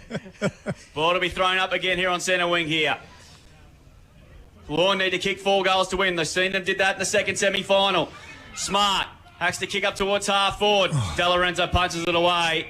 And we're going to get a boundary throw in. So time continues to tick here. They don't even look like scoring at the moment. They don't at Dolphins, the do moment. But gee, Ed Curnow, he's having some sort of second half, isn't he? He's got 6 this quarter. Yeah, Pete, 2 kicks, 4 handballs. 7 last quarter, didn't he? So Yes, 11. 11 last Yeah. quarter. We wanted to see him rip up a final, and that's what he's doing. Yep. Boundary throw in. Dare got his way to the front, got the footy and just kicked it, was smothered off the boot, Ryan. Well attacked to the footy on that time by Marnie. High up and under kick towards the wing position there. Good 1-on-1 between Balderas and Spence. And they come out through Carmody and past the Mulder. Chipping over the top and Dom there should take the mark. And we'll go back and we'll put Alvie into the second semi-final. Pete, are you prepared to say this is it? If he No, kicks it? All right. no, I was here last year. And I think we called that way too early. So, but Alex Adams had some sort of quarter down there. So this is sort of against the flow there that Dom's been able to... Alex Adams 5 marks on the Stevcom stat sheet this quarter. he's been terrific this quarter. So he's got 2 from about 25 metres out. And this, to put one step closer with a date with the Colac Imperials for a spot in the last game of the year. 25 out, kicks, and he goes! Dom there kicks his 3rd, and the Swans are nearly there to pull off one of the great victories in finals footy. They go to 7-9-51. The lead is 25 points. Lorne 3-8-26. Greg Allen Farm Machinery scoreboard. We played 15 minutes in this KFC Colac last quarter. Pete, it's going to take something miraculous from like last year for Alvie to get back from here. It will take something miraculous here, but there's still 7 or 8 minutes left, and we know what sort of a side that Lorne are capable of scoring very, very quickly. So Alvie can't drop their guard at all here, but I thought Alvie would have got run over here with a... loss of players on the bench. Well, I think I called it. I think Jenkins kicked the goal. They were 6 goals up, and I said they're off to the granny. So, yep. Can Lightning strike again for the neutrals? But it doesn't look like it, don't they? Nah, Alvie have come into this last quarter just with a bit of poise, and I said possession football early to start with, wasn't it? They had a plan in place, and I reckon they've definitely talked about what happened last year. If it was any other side as well, I think they would be doing the same thing too. Holding them at bay. Here's a chance now for Matthews. Tried to charge his way through. Big tackle there by Roosevelt. And he's going to get a free kick. Wow. Lockie Roosevelt wins the free kick just outside the 50. Oh, he'll put this deep in the forward line He's from there. going to take his time, Pete. Yeah, he's going to take his time. It is 16 and a half gone. So Roosevelt now is going to chip short. Good work. And he finds a teammate. He's going to go back to Roosevelt. Roosevelt goes by hand to Permazel. Permazel kicks, looking for Jensen Monahan. And they are just eating up the clock now. They're going across their 50 with this passage of play. Oh, Roosevelt wants it back. So Jensen, who's had a really good... Who did he put on the backside there? Taylor. Yeah, it's been a good battle between those two. There's nothing in it. But Monahan kicks to the right, foot pocket, right on the chest of Dom. And Dom Dare's taken the mark. And Alex Adams furious that they just left that leading lane so open. He had a very nervy start to this qualifying final, Dom Dare. He had a shot for goal in the first quarter at the top of the goal scorer and missed. But he's been pretty good since. bit further out this time. It's going to be a pretty tough kick from here. Are you prepared to call it, Pete, if they keep your kicks this? No. 3 goals for Tom Dare. I've seen too many close finishes between these two clubs. Tom Dare now, right forward pocket, 25 out from goal. Missed. He's missed. He's got to score because it could be a handy one. It's a behind. He's kicked 3 goals, 3. And they now go to 7-10-52 to 3-8-26. The margin's 26 points. What have the quarters been going, Max, like on average? 27, 24 and 23. Okay. So we've got about 6 minutes to go in this KFC Colac last quarter. Kerno goes straight up the middle this time. Balderas crashes to pack. Hickey's had a terrific second half. Only as far as Foxtel, however.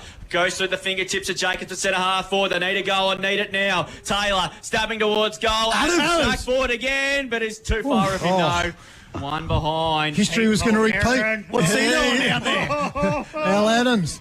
The margin now back to 25 points. They need to kick 5 goals in a hurry to get them through to a second semi, but it doesn't look like they only kicked 3 goals. I think it's a good move, Al. Like, they've got to score to get themselves back in this game. So he's taken marks. He's taken the game on, and yeah. Alvie on the cups for one of the great finals wins of all time. Look, I just stopped him. Gave him the thumbs up and he stared him into my soul. Rosevere's been terrific. He takes on Taylor and he runs his full measure. Bangs a helicopter punt kick up towards centre wing. Coming through Riddell, crashes the pack. Fox mops up for Lorne. Hand pass into a dangerous position. Coming through Williamson out. Here they go again. Here's Williamson again. Kicks inside 50. Dob there should mark. 25 metres out. He's going to take his 30 seconds, Drew. And I think the Swans are home, Pete. You can call it now, mate. Are you willing to call it now, Pete? Pete. When he kicks this goal, I'll call it, but I could be embarrassed. So good play by Dom Dare to take the 30 seconds, chew time off the clock. But that was the risk that Al Adams took, and I think Al's done the right thing by, or whether that was Ed that sent Al forward. But might have been Casey Tutungi. Yeah, you've got to score to win this game from here, and they had to roll the dice. So Dom Dare, of course, won a premiership here 2 years ago, and now he's about to put Swans into the grand final qualifier with a date with the Cats. And he slams it through just. Centimetre perfect. By the head of his chinny chin chin. He's got 4. The Swans move through to take on the Colac Imperials next Saturday. And they go into 8-10-58. The Dolphins are 3-9-27. They've just got no answers, Lord. Nothing at all. Oh, Pete, jeepers. Yeah, no, she's... look, it's been a fantastic last quarter effort here from Alvie when they're undermanned on the bench. You just worry about next week. How will their injury woes be for next week when they face him? A big second semi, Pete. It will be huge. Gee. So... Lorne will have to go to the Eliminator next week. Next Sunday, they get a nice little 7-dayer, but they'll have to play Illawarra Bouk or Birregurra. Alvie versus the Colac Imperials next Saturday. Big crowd for that one. A repeat of 2 years ago. And that'll rule Glenn Strawn out too. Yes. There's a chance now for Middleton. Quick hand pass forward for the Dolphins. Turning over the head. Here's a chance now for Harrison again. Hand passes the centre half forward. Prezaztek's there. He's caught. He threw that. Stolen. And, throwing the footy. Free kick will go the way of De Lorenzo. He's been pretty good. Umpires have been good today. They have. They always are, Pete. Yeah. De Lorenzo kicks on the chest of Williamson. Just running all over the ground at the moment, better than Lorne. This has been a brilliant final quarter. The complete opposite to 12 months ago. They have definitely worked on that area and on this big ground where they do lack that little leg speed, don't they? And they're just covering the ground a lot easier. Yeah. Spence goes in short, finds Riddell. Or you just don't cough the ball up. Just inside the 50, probably a little bit beyond him here, but he'll just take his time, and they've been so professional in this last quarter of the Swans. They almost killed it 5 minutes in, didn't they? They did. Playing possession football. There's no way he's got this distance in him. No, he's going to go short. Over the head of Spence. Got a little bit cute there. Prezaztek, though. He's going to be caught there by Spence. Premium Group Painting. Player of the day there by Emon Spence. It was a shocking kick, but he followed up with a great tackle there. And Spence now, he says, just take a chill pill, boys. I'm going to load it up. We've gone 22 minutes in this KFC Colac last quarter. Another 30 seconds off the clock, Maxie. And he'll go back and he'll pretend he'll have a shot for goal. And he's got no intention. Nah, well, he's going to wind up. He's going to put it into the top of the goal square, Oh. and it just went straight in the palms of Coots, who's had a wonderful qualifying final for the Dolphins. And Kuno, good work there. There's a chance now again for Spence, who bangs the ball back inside the forward 50 for the Swans. Balderas couldn't take the mark. Here's Williamson, kicked 3 in the first half. Off hands. And Fletcher's tackled inside the forward 50. Gee, that was brave from Lockie Mulder there with the flight of the ball. 23 minutes gone. And the Swans are going to pull off an unbelievable win. I know Lorne have got a few players there, but the Swans have written off at the start of the season. Now they're going to advance to the final 4, obviously. But they'll get 2 cracks at a grand final berth as De Lorenzo kicks inside 50. O'Brien Henderson with courage, but what a mark by the skipper. There he is again, Mulder. Lockie Mulder. Class A, the centre mark of the day. And De Lorenzo's lipping as well. Might have copped the corky, I think, in that contest. He's been in the wars today, Pete. He has. Oh, he's dragging that leg. Sure, so it might be just cramp, you would hoping, as he kicks in towards the forward pocket. Dare, but he's given away a free kick for an arm chop. Gee, he was a bit stiff there, I thought. I think it's just cramp, I think, Pete. Yeah. Yeah, he has covered a lot of case, but he's been superb. Bit of salt in the potato cakes will fix that. Yeah, that's right. Long kick up the line now with not a lot of time left. Rosevy's in the box seat. Got mitts to it, couldn't take the mark. Marnie's been good today. So is this guy, Liam Mulder. Hacks to kick inside 50. Williamson attacked at a pace, did brilliantly. He gets around a couple, has a snap. Was a bit ambitious. Well, he's entitled to have a go at the end. It's going up in the air. Harmer dropped what he should have taken. And it's going to be another boundary throw in the right forward pocket for Alvie, who I think they've covered in the ground this last quarter as good as Lorne. Yeah, they've really missed the Bright brothers here today, haven't they, Lorne? The big targets up forward, haven't they? And that means that they've been swapping McCartan and you know, even Adams. So I guess if they come back next week a little bit more measured up forward. Yep. Dare, grabbed it out of the ruck. That's Lincoln. Had a fresh air shot. Coots, back to Fox. Just off a standing start, kick towards the outer side. Moralia just waited for the ball to come, but he didn't want it to bounce the way he wanted to. And we get a boundary throw in here. 24 and a half minutes final term. It's going to be Alvie and the Colac Imperials for the winner. They're getting the first ticket into the 2025 Grand Final. So, boundary thrown between centre and half forward.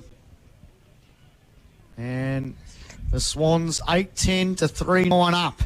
Been a really measured last quarter by the Swans. Marnie trying to get the free kick there, but he bangs the ball inside the forward 50. Spence got it over the top now. Here's a chance there for Lockie Mulder. The skipper has a shot, doesn't register a score, but the Swans win.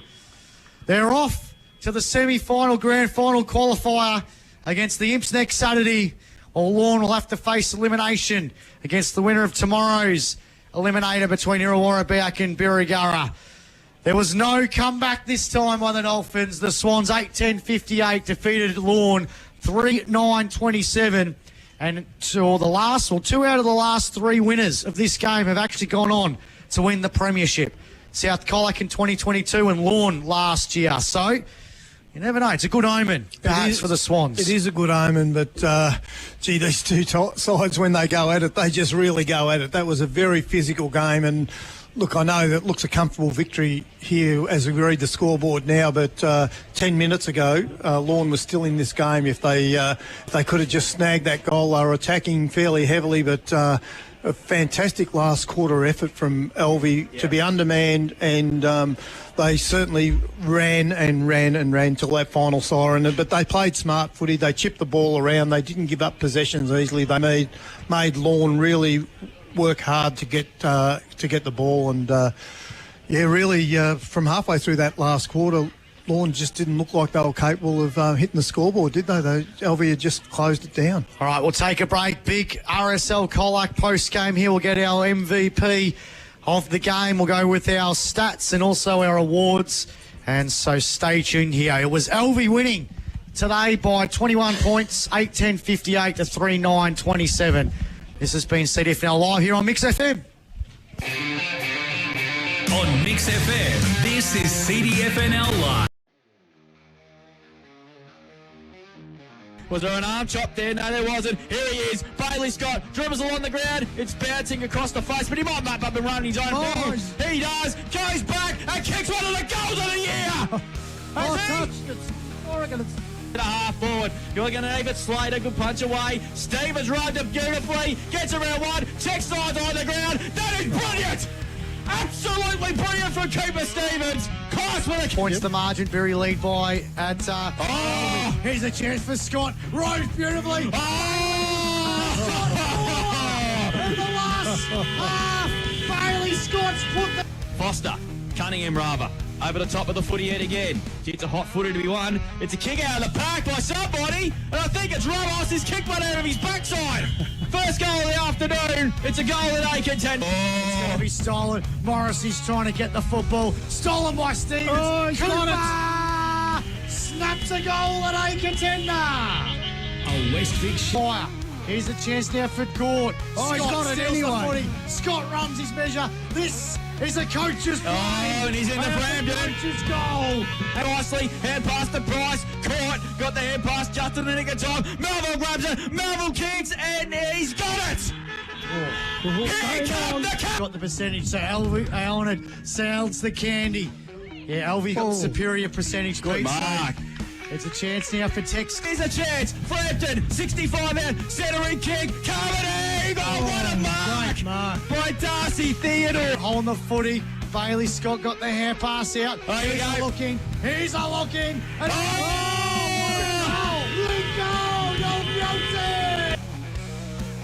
to level it. Looks good. He's kicked.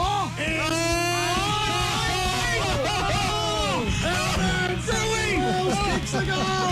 Scores are level. Oh, my goodness.